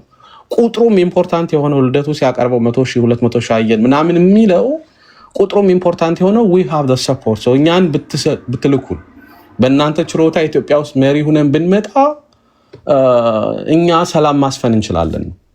ኢትዮጵያ ውስጥ ቅድም እንደተባለው ዛሬ ልደቱ አያሌው ጠመንጃህን ዘቅዝቅ ብሎ ጠመንጃውን የሚያዘቀዝቀው ኃይል የለም። ያ ሞኖፖሊ ኦፍ ቫዮለንስን የመቆጣጠር አቅም ከሌለ ኢትዮጵያ ውስጥ ሰላም የማምጣት አቅም የለም። ጀዋርም አይ ቲንክ አሁን ያለውን ትግል አቆሙ ቢሏቸው የሚያቆሙ አይመስለኝም። ሌሎችም እዛ ውስጥ ያሉ ኃይሎች አሁን የትግራይ ህዝብ የሚያደርገውን ትግል ህወሓት እንደማይቆጣጠረው ይሄ መድረክ ራሱ በቂ ምስክር ነው። ዛሬ ህወሓትን በይፋ የሚቃወሙ የተጋሩ ተወላጆች እያየን ነው። ስለዚህ እነዚህ ሰዎች ኢትዮጵያ ውስጥ ምንም አይነት ጠመንጃን ሳይለንስ የማድረግ አቅም የላቸውም። ነገር ግን ለኢንተርናሽናል ኮሚኒቲ ማሳየት የፈለጉት ክራውድ አለን፣ መንጋ አለን፣ መንጋችን ይሄን ያህል ነው፣ ስለዚህ ህዝቡ ይደግፈናል የሚለው እንግዲህ ይሄ ከቻይናም ሊገዛ ይችላል። እንደተባለውም አንዳንድ ሰው ዝም ብሎ አውት ኦፍ ኪሪዮሲቲ ጆይን አድርጎ ሊያቸው ይችላል። ግን መሬት ላይ ያለ ጠመንጃን የመዘቅዘቅ አቅም የሌለው ሰው ኢትዮጵያ ውስጥ ሰላም ማምጣት ይችላል ብዬ አላምንም። ስለዚህ የእውነት ለመናገር እነዚህ ሰዎች መሬት ላይ ጉልበት ቢኖራቸው እንግዲህ ሲቪል ዲስኦቢዲየንስ የሚሰሩ የነበሩ ሰዎች እንደምታውቁት ከ17 በላይ ስቴፖች ምናምን ይጠቀማሉ። ፍሮም ሎ ሪስክ፣ ሚዲየም ሪስክ፣ ሃይ ሪስክ እያሉ ነው የሚሄዱት። ኢንተርኔት ላይ የሚደረገው አድቮኬሲ እንጂ ኢንተርኔት ላይ የሚደረገው ሰልፍ አላውቅም። ኢንተርኔት ላይ የሚደረገው ከሎ ሪስክም በታች ነው። ምንም አይነት ኢምፓክት አለው ብዬ አላምንም። አለስ ለኢንተርናሽናል ኮሚኒቲ ለአድቮኬሲ ካልተጠቀምነው በስተቀር በጣም ሎ ሪስክ የሚባለው ቤት ውስጥ ሆኖ አክቲቪቲ፣ ለምሳሌ ጩኸት ማሰማት፣ ፉጨት ማሰማት ምናምን ነው ትንሹ ሪስክ። ሰው የማይገደልበት ወይም ቤት ዘግቶ መቀመጥ ምናምን ነው። እነዚህ ናቸው በጣም ሎ ሪስክ የሚባለው። ሚዲየም ሪስክ በረንዳ ላይ ሳህን መጣል፣ ወንበር አውጥቶ ማስቀመጥ ምናምን፣ ወይም ግድግዳ ቀለም ቀብቶ ሄድ፣ ወይ ፖስተር ወይም ወረቀት መበተል ሊሆን ይችላል። ከዛ በኋላ ነው ያን ልምምድ ማህበረሰቡ እየተለማመደው የወጣና ሰልፍ አደባባዮችን መቆጣጠር ምናምን የሚጀመረው። ይሄን ለመስራት መንግስት ሊወስዳቸው ከሚችሉ እርምጃዎች አንጻር መጀመሪያ አደረጃጀት በስነስርዓት ተዘርግቶ ያ አደረጃጀት ኢንተርኔት ቢቋረጥ፣ መብራት ቢቋረጥ፣ ኮሚኒኬሽን እንዳይኖር ቢደረግ፣ መንግስት ይሄንን የስለላ ሰንሰለት ተጠቅሞ ሊያፈርስ ምናምን ቢሞክር ኔትወርክድ ሆኖ ስራ ተሰርቶም ይመጣ። ከዛ በኋላ ይሄን ደግሞ የሚሸከም የፖለቲካ ኃይል ተዘጋጅቶ ምናምን ነው እና ይሄ በጣም ስራውን የማይሰሩት መሬት ላይ የወረደውን ስራ የማይሰሩት ኢትዮጵያ ውስጥ ግን ለውጥ ይመጣል ገና ብለው ስልጣን ለመውሰድ የተዘጋጁ ኦፖርቹኒስት ኃይሎች ናቸው። ዴዶ ኢቭን እንትኑን ወካ ያደረጉትም ስራው ላይ እንኳን ህዝቡን ማደራጀቱ ላይ ማንቃቱ ላይ ምናምን አይሰሩትም እና የኤክስፔክት ያደረጉት በአንድ የፌስቡክ ፖስት ህዝቡ ሆ ብሎ ወጦ ይሄ አሁን ያለው መንግስት ከቲፒኤልኤፍ የተማረ ነው፣ ለመጨፍጨፍ አይራራም። አሁን ዓለም ያለችበት ሁኔታ ደግሞ እንደምታውቁት እኛ አቴንሽን የሚሰጥ አይደለም። አንድ ሰው ቢወጣ ግንባሩን ነው የሚለው። ህዝብ በልምምድ ነው ወደ አደባባይ ሊወጣ የሚችለው። ያን እንኳን ሊሰሩ አልፈለጉም፣ ኔትወርክም ሊያደርጉ አልፈለጉም። ስለዚህ ምንድነው ማድረግ የፈለጉት? ቅድም እንደተባለው ለራሳቸው ሳቲስፋክሽን የሚሆን እኔ ግን የሚመስለኝ ለላኳቸው ለሰበሰቧቸው እዚህ በዌስት ላሉ የእነሱ ሃንድለርስ ለመታየት ክራውድ ፈጥረው ማሳየት ብቻ ነው የፈለጉ እንጂ ልደቱም ያውቃል፣ ጀዋርም ያውቃል ይሄ ነገር ለውጥ እንደማያመጣና ከሲቪል ዲስኦቢዲየንስ ሪስክ ትሬሽሆልድ ዝቅ ያለ ነገር እንደሆነ እየሰሩ ያሉት እገነዘባለሁ። እኔ በጣም የገረመኝ ልደቱ ብዙ ጊዜ መድረክ አሟቂ የነበረው እንደምታስታውሱት ሂር ኤንድ ዜር ይጠራል። ምንም ፖለቲካል ኢንፍሉዌንስ ኖሮት አያውቅም። አሁን ልደቱ ለምንድን ነው ጉልበት ያገኘ ይመስል የዚህ እንቅስቃሴ የፊት ገጽ ሆኖ እንዲመጣ የተፈለገው ስትሉ፣ አንደኛ ልደቱ አሁን ስልክ ገብቶብኝ እዚህ በፊት በአንድ ወቅት ያው ቲፒኤልኤፍ ምናምን ሻዕቢያ ታግረው መጡ፣ ስልጣን ያዙ። ከዛ ለረጅም ጊዜ ተበድያለሁ ምናምን የሚለው የሚያለቃቅሰው ኃይል በቃ ቡርቃ ዝቅ ብሎ በረረ ምናምን ብሎ ጽፎ ምናምን አልቅሶ ስልጣን ይዞ መጣ። አሁን እኔ አሮን ነው ቡርቃ አሁን በላይ ይፍሰስ እንደ አሁን ስልጣን ይዟልና ይሄ ኃይል ቡርቃ ምን ላይ ነው የሚለውን ቢጽፉልን፣ በላይ እየፈሰሰ ነው ወይ መዋኘት ምናምን ተቻለ ወይ? እሱም አንድ ነገር ነው። ብቻ እንደዛ ብሎ አልቅሶ ምናምን መጣ፣ ስልጣን ያዘ። በዛ ወቅት ኢትዮጵያውያን ኢትስ ታይም ፎር ኦሮሞ ስልጣን ቢይዙ ችግር የለውም የሚል እውነት ለመናገር የብዙ ኢትዮጵያዊ ብለሲንግ ነበረው። አሁን ደግሞ አማራው ነው ሜንስትሪም ሆኖ የመጣ። የአማራው ጥያቄ የማይመለስ ለውጥ እንደሚያመጣ እርግጠኛ ናቸው።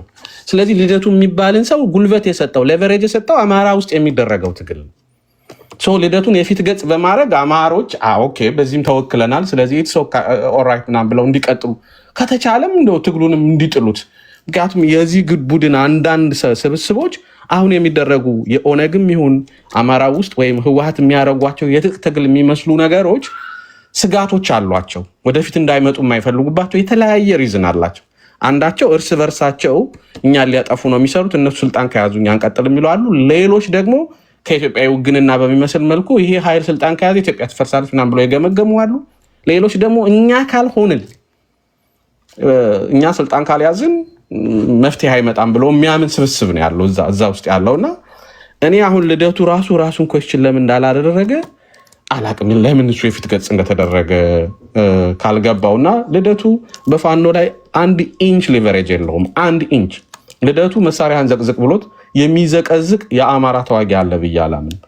እማዝ ነው ልደቱ ይህንን መገንዘብ ካቃተውና አሁን ራሱ በጣም ከዚህ በፊት ይሰራቸው የነበሩ የፖለቲካ ግምገማ የሁኔታ ግምገማው ወይም ሲቹዌሽናል አዌርነስ አናላይሲሱ ደካማ ስለሆነ አማሮች ሲታረዱ ለአማራ መቆም ከኢትዮጵያዊነት መውረድ ስለመሰለው which is wrong ከሚገደሉ ሰዎች ጋር ከትግሬው ከኦሮሞ ከአማራው ጋር መቆም ከኢትዮጵያዊነት መውረድ አይደለም።